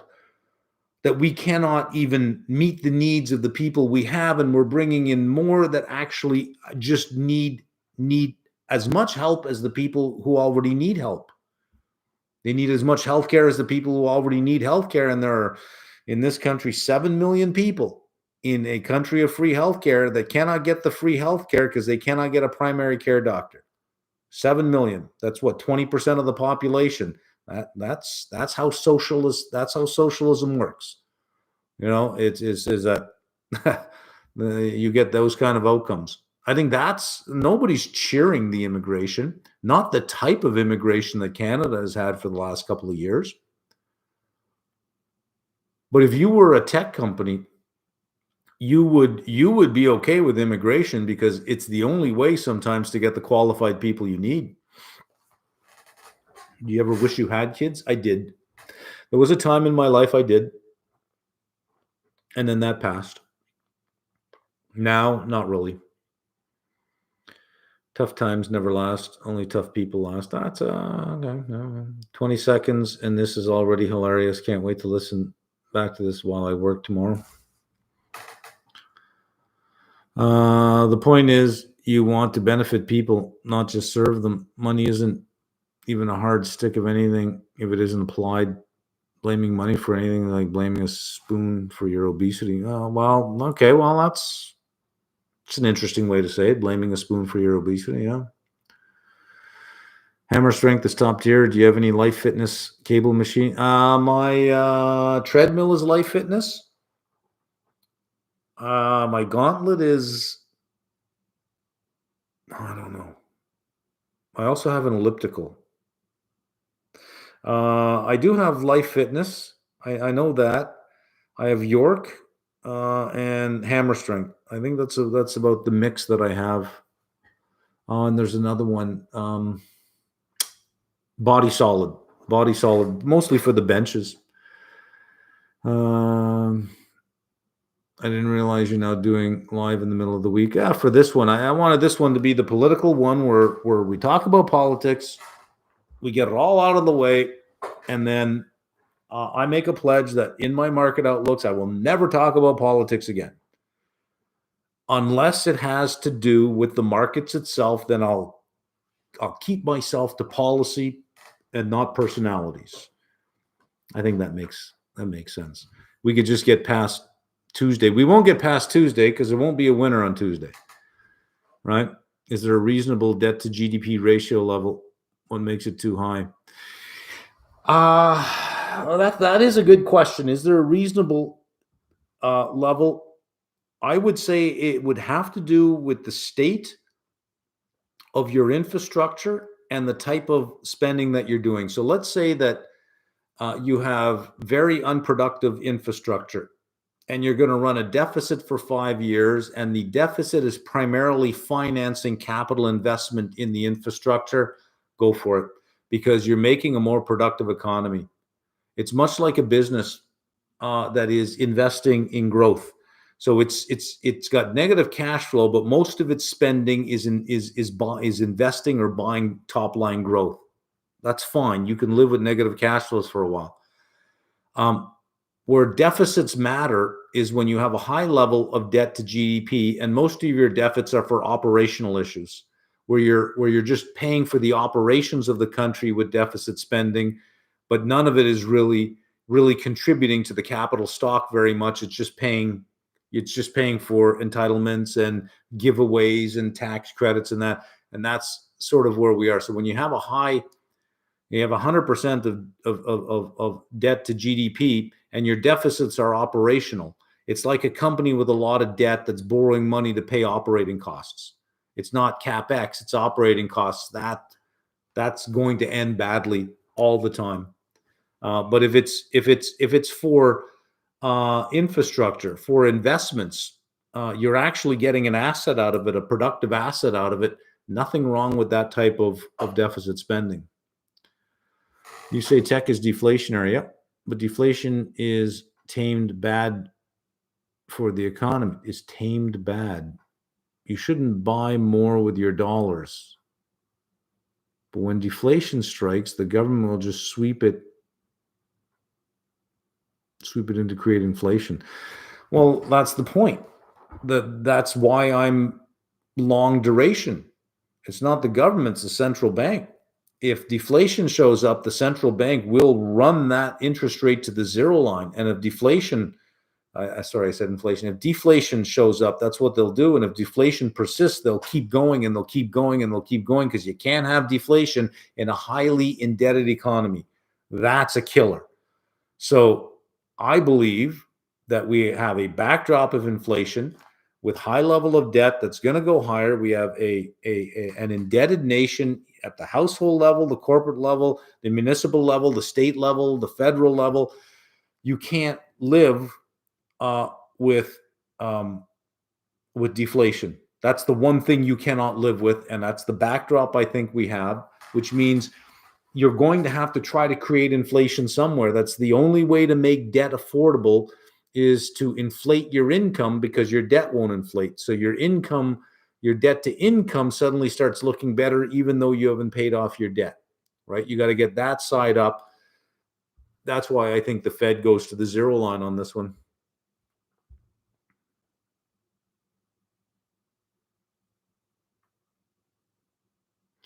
How is long duration trade? I already answered that. Luckily, we have income tax and lots of other taxes.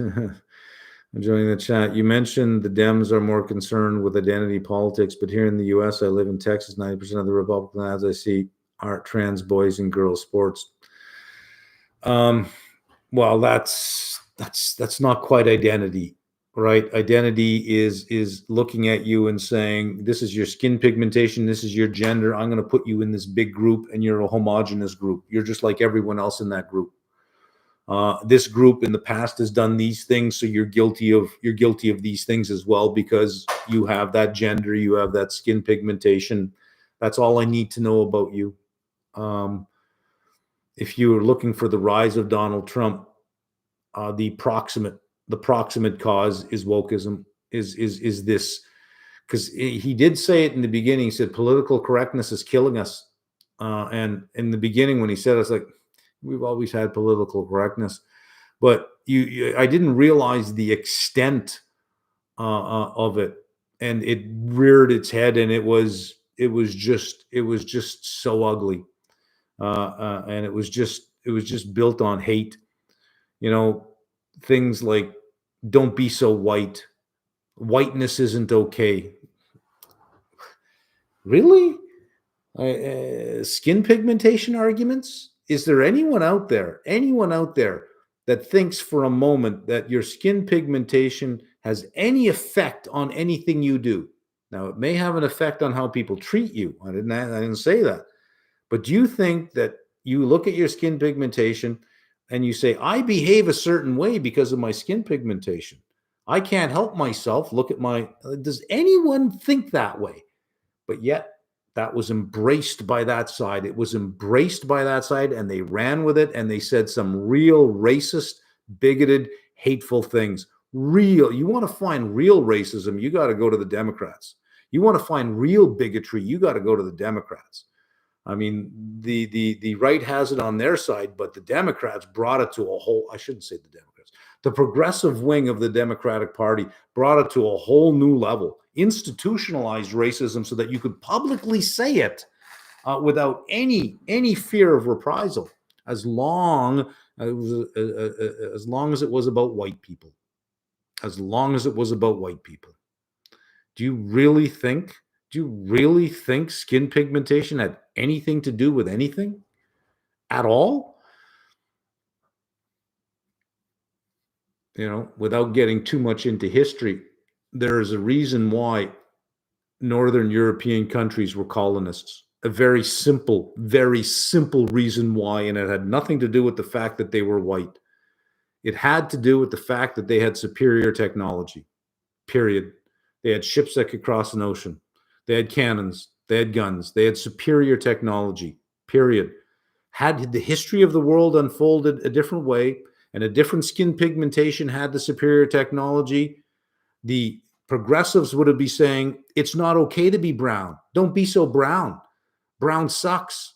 Or if black people through history had the superior technology, they would have been the colonists, and we would be saying it's not okay to be so black. Try to be less black.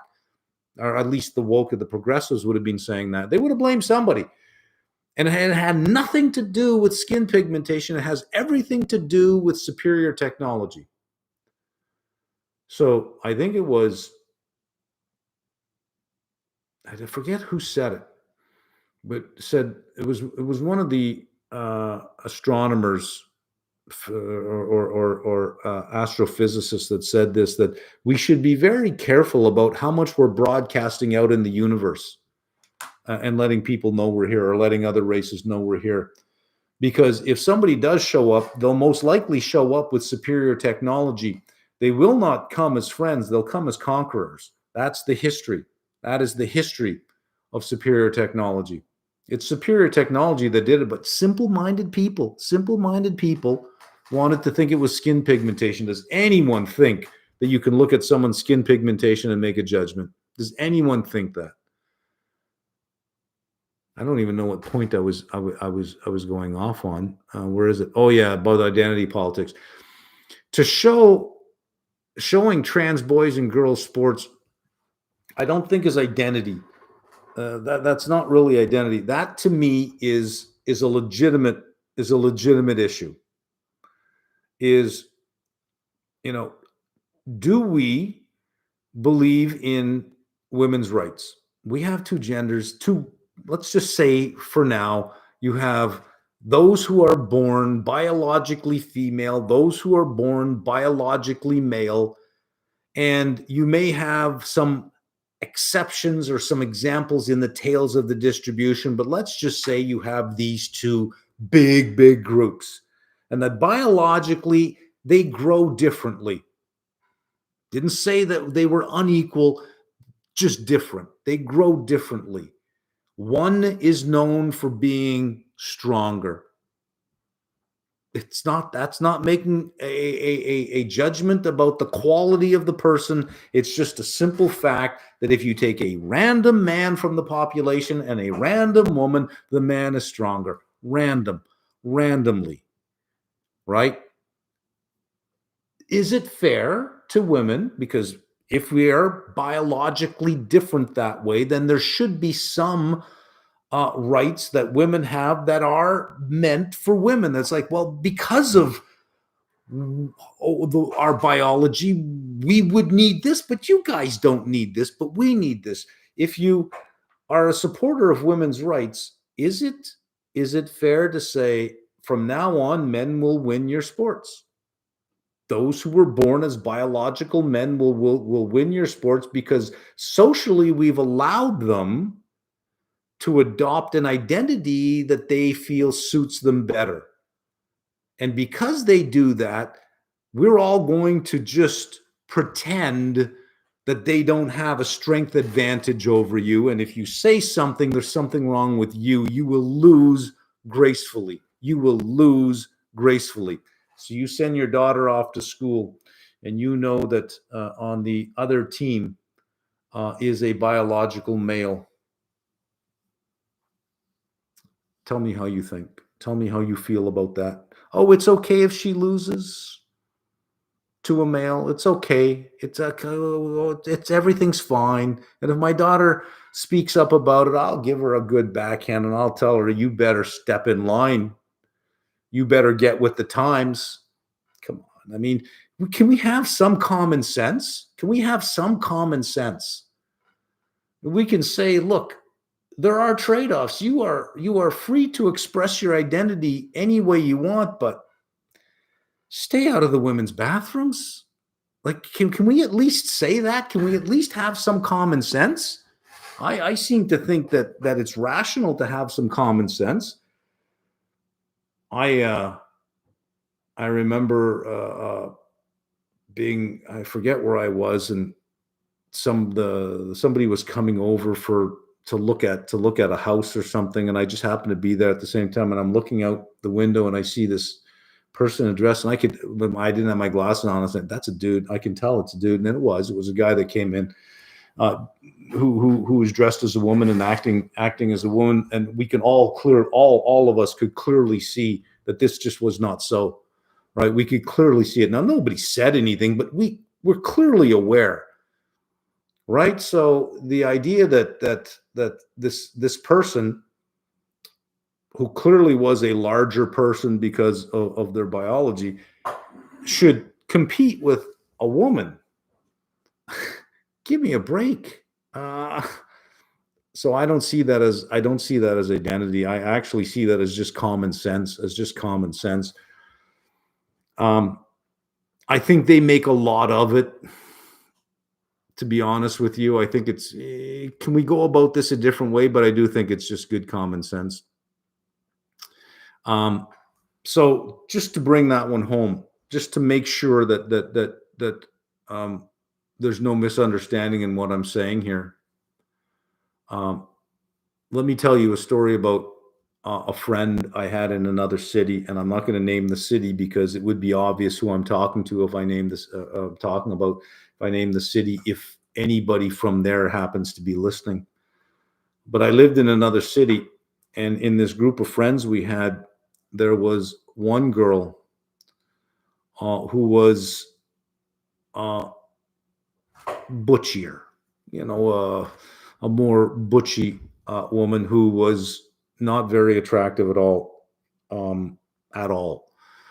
but believed quite seriously that she was a hot brunette.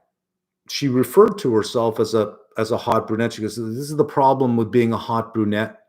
Like, and you could look around to the people, and the little eye rolls is like, no, like nobody said anything to her.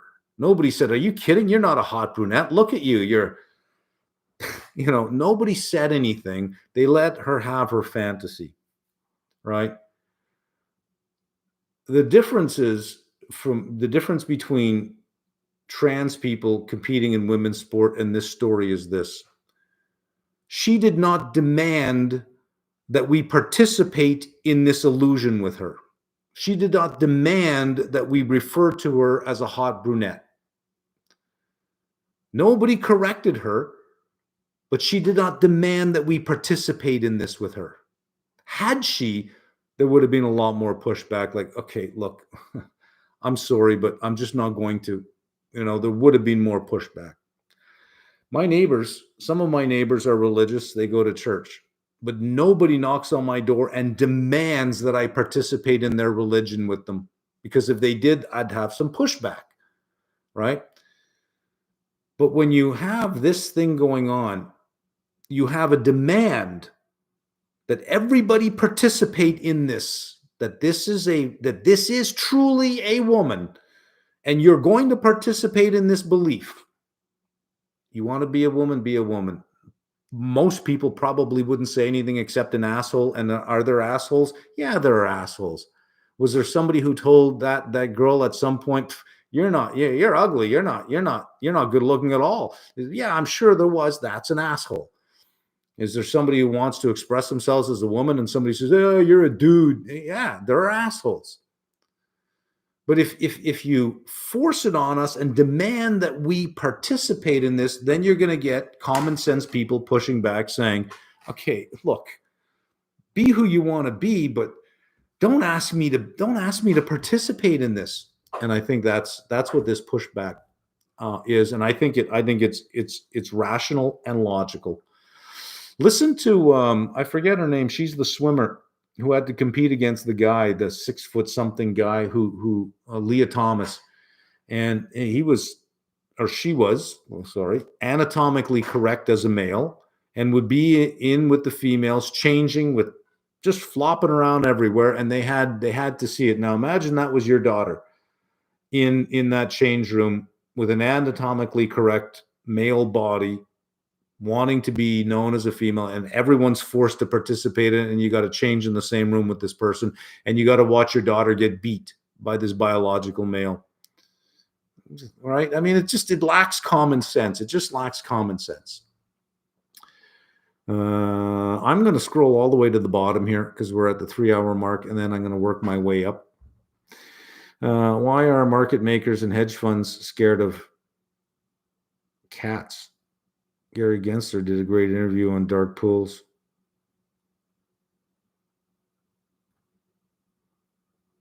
I'm unfamiliar with the term CATS. Alternative trading systems. I know ATS, alternative trading systems. I don't know. I'm unfamiliar with that. Polls say that both candidates are technically tied. Yeah.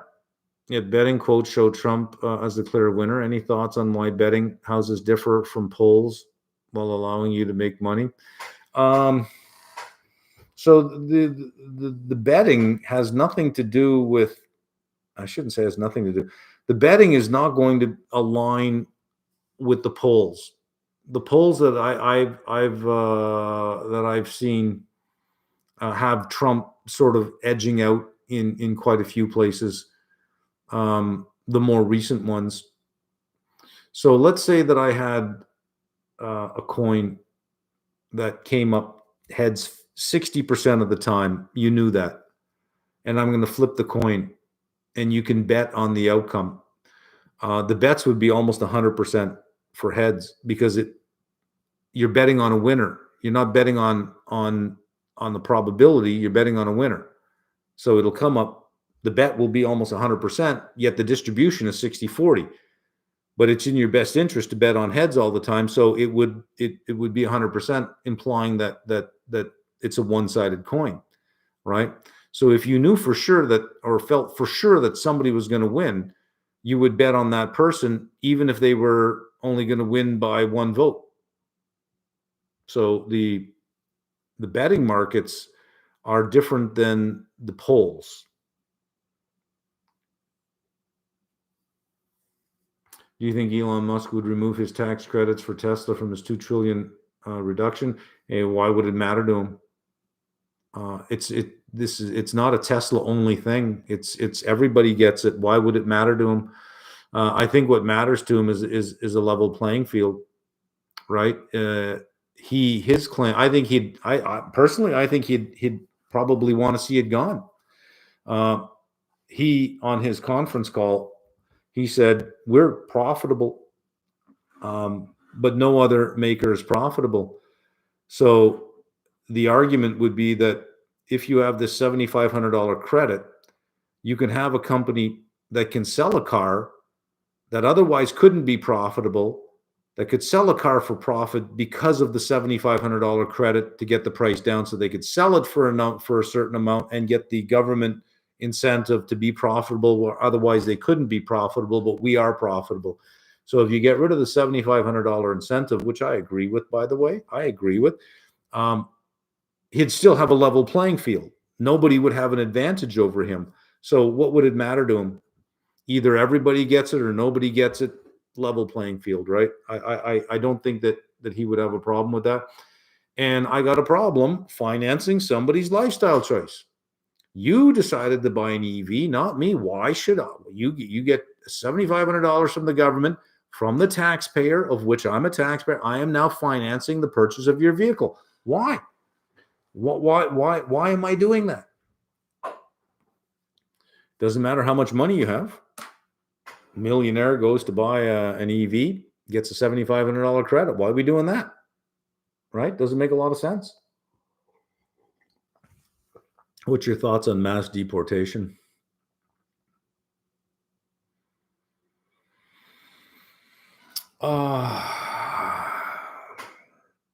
I think that some level of deportation is necessary. But just to round people up, put them on a bus and drive them back across the border. Can we find another way to do this? Like, is there another way around this? Yeah, I believe in borders. I believe in legal immigration. This jumping the border business. I don't agree with that because I don't know who you are. Maybe I don't want you in this country. Maybe our people don't want you here because you're, a previous criminal or a murderer, or you hold views that are antithetical to our a free society. You hate women. Well, what the hell do we want you in our country for? Get the hell out. If that's what you're going to be, get the hell out. I think you should have some say on who comes in. So I think you do have to deport people, but this, when you start talking about deporting, what was he saying? Up to 20 million people. First of all, you're never going to get that done. You're never going to get that done. But he will deport people. And if they came into the country illegally, then that's a law. Either it's a law or it's not a law. So either you believe in the rule of law, and the law says you can't be here illegally. If you are, you get deported. You can't hold his feet to the fire for deporting him. Obama was the deporter in chief. He deported a whole bunch of people. Maybe he wants to break Obama's record. I don't know.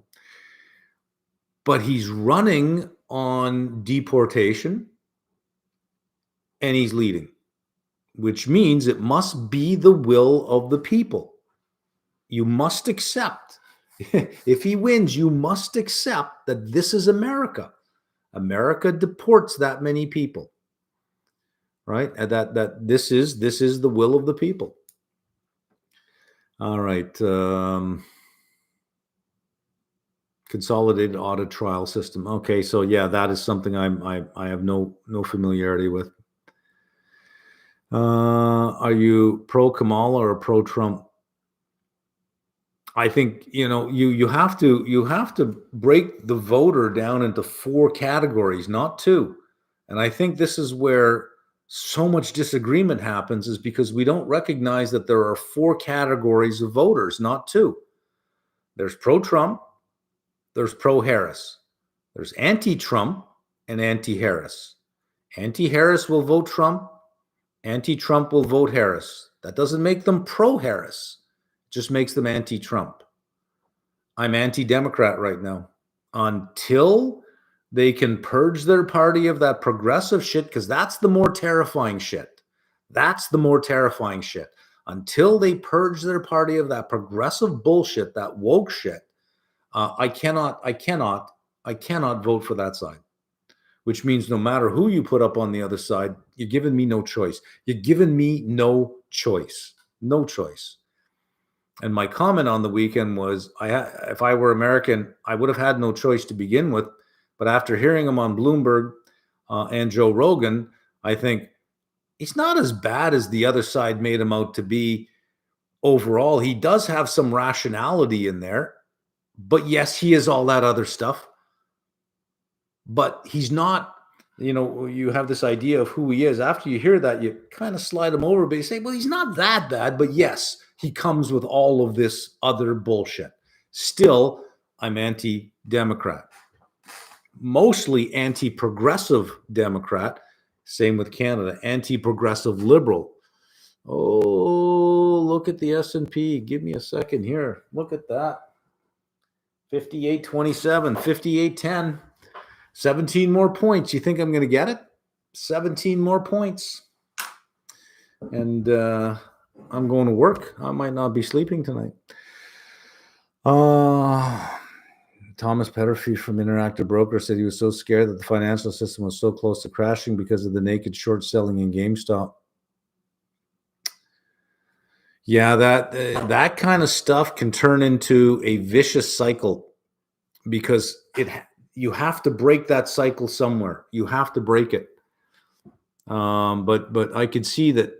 I know that Interactive Brokers did disallow any new positions in GameStop, so that if you had open positions, all you could do was close them. But they just shut it off. They said no new positions, and it wasn't just GameStop. It was AMC. There was like 4 or 5 where we're done. No more. Look how life was when Trump was in office. I had a lot more money. You can't argue with what happened under Trump. Some of the lowest unemployment in decades, the lowest level of African unemployment in decades, a market that seemed to only go in one direction. The commentary about wars, they are right. There were no wars started under him. There were no wars started. That if I just showed you data from different periods of time, here's data under Eisenhower, here's data under Kennedy, here's data under Reagan, here's data under Trump, but I didn't tell you which regime, which area that came from, you would probably, and if I said pick the Trump one, I don't think that you would pick his data set. You probably wouldn't pick his data set because it wouldn't look like the guy. So you can't argue with the data that was actually there. In terms of what was produced economically, you can't argue with that. It is what it is. But then again, you can look at the Biden administration and say super low unemployment, record stock market, inflation killed. You can argue where the inflation was caused from. I don't think the Biden administration caused inflation. I think inflation was bound to happen because of the pandemic, but that certainly didn't help by pumping trillions of dollars into the U.S. system. I think that just made things worse as the Fed was trying to fight it. But yeah, on his first term, it was, if I again took data from different presidents and gave it to you and said, pick the Trump regime, I don't think you could.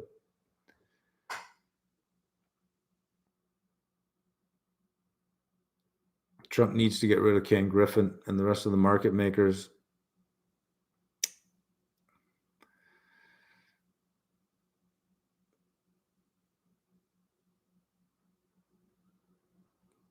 Do you see Microsoft earnings? Any thoughts on AI bubble? Does this pop in 2025? So Microsoft, let's just take a look here where we are. It did well on earnings. They had a good run, and then it all went away. Where are they now?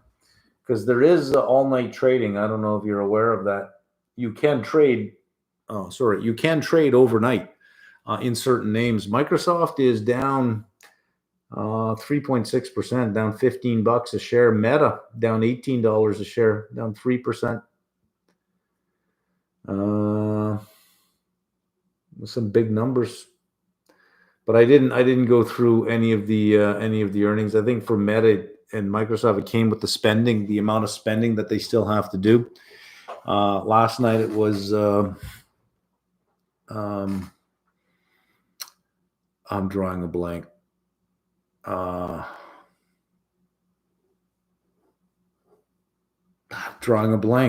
Who reported last night? Google. Last night it was Google. Sorry, Google. Right now, Google had a good report. You can't knock Google too much for that. All right, let's. I was watching Bloomberg TV last night. This will be the last one here. It is 11:14. I'm sure we all want to get going here. Watching Bloomberg TV last night, UBS profits look good, but shares sold off anyways. I don't understand why shares went down. Kraft Heinz reported earnings this morning, made 75, which beat by a penny, but revenues were lower, where shares dropped. None of these food companies have been going up. Inflation has hurt them because people must eat. Has anyone looked at earnings to make investments, and will the market keep selling off until we know who will be president? Well, I am, other than buying things that I want to own anyways, I am very hesitant to take any new positions in front of this thing. All I've done was add to my Canadian apartment REITs. I have 3 of them that I buy. 4, actually, sorry. And I've added, actually, all I've done this week was add to Canadian positions. That's it. Looking at Intel and Micron. Intel, I think, has earnings tomorrow. Any weakness, I think I'll pick up some more Intel. Micron's been pulling back with the chip sector, but I might pick up some Micron. I don't know. Newmont, I did add Newmont. That's the only American one I've added, but I've already had a position there. And I would love to see GM break 50 again. My God, would I load up if it broke 50. But the food companies have been, the staples, just, it seems in the last couple of months that if a company had value, nobody wanted it. But if a company had an extremely high valuation, everybody wanted it. Everybody was throwing value out to buy these extremely high valued stocks. And now we're seeing, with earnings, you miss by a penny and you get crushed. That is not a resilient market. That is a market that is well extended when you have those kind of negative reactions on small misses, and you get those kind of negative reactions. This market is priced for perfection. You don't get perfection, you get punished. I don't know that I'm going to do much ahead of the election. We have PCE in the morning, US PCE, and then you have the jobs report. ADP did not help duration this morning by printing over 200,000. The always wrong ADP, and TLT was well over 93, looking like it was going to have a good day, and ADP printed the always wrong ADP, and down it went. Now I got to wait till Friday to get that money back. Hopefully we print 120, 130. Nothing too bad, but nothing too good. Hopefully we print around there, and the PCE comes in tomorrow in line. Did you see, by the way, before I go here, GDP was this morning. Did you see the price index in the GDP this morning? Let me read that to you because it is incredible. If you were looking at third quarter price index on the GDP report, 1.8% on the price index, and for the consumption expenditure prices, the 1.5%. Both under 2%, 1.8 for the third quarter and 1.5, 1.8 overall. And just on the C part of GDP, the price index just for the C, 1.5, under 2%. Why duration didn't respond better to that, I don't know. I saw those numbers. I thought, well, there you go. Those are good numbers for Q3. I did no reaction. So We got PC tomorrow, and then you going into next week, you got Tuesday election, which I don't think you're going to have an answer. Then you got Thursday Fed meeting. Why be a hero in front of those things with a market that's jittery, right? A market that is super jittery right now. We're bouncing on the lows of the night. Come on, 58.10. Anyways, that is it for this. What I'm going to say now is this is it. I'm going to keep politics out of the market outlook unless it's policy. I'll talk about policy, but one big discussion, have it done, have it over with. It's just such a petty topic. Every time I venture into it, the vitriol in the comments. If I say something good about the Democrats, oh, I can't believe it. If I say something good about the Republicans, oh, I can't believe it. It's like, okay, it's a divide that can't be crossed, right? It's just a divide that can't be crossed. But try to keep in mind that you don't have two voters out there, you have four. So that when somebody says, I'm voting for Trump, I think the next follow-up question is, are you pro-Trump or anti-Harris? And if they say, well, I'm anti-Harris, I think it's understandable to say, okay, well, you're voting for the least of two evils, but you recognize that they're evil. You have the pro-Trumpers, you have the pro-Harris, and then you have those who just say, I can't support this one, so I got to go with this one. Let's just get it over with. Let's just get it done and over with. And I don't know where responsible government is at this point in time. So democracy, the voter is very broken, and that needs to be fixed. Anyways, that's the last word. I won't answer any more comments about this. I won't even talk about it or bring it up. And that's it. We will see you Sunday for the next market outlook, which will be rather boring because I will say I didn't do anything. And the only thing that matters this week is the election and the Fed. Nothing else matters. Nothing else matters. So be safe out there. Don't be a hero. Don't be a hero. It's okay to wait till we get confirmation of what's going on, and that's it. If Trump wins, though, I will tell you what I'll do on this one. If Trump wins, the peso is going to take a shit. The peso is going to take a shit. Guarantee you'll see 21, 21 and a half, maybe 22. I'm going in big. On any shitting of the peso, I'm going in big on that one. We're at 20 point something right now, and I think it will slowly drift to 20.5, 20.6. And if he wins, you could see a spike to 22. If it looks like he's in the lead, you could see a spike to 22. I'm going to grab the peso big time. All right. Does this do anything? Look at that. Look what that does. Do you see all that going on? What if I did it this way? Nothing. All right. That's the end of it. 11:21. And we have a weak S&P. If you're trading on Globex tonight, have fun. Ciao.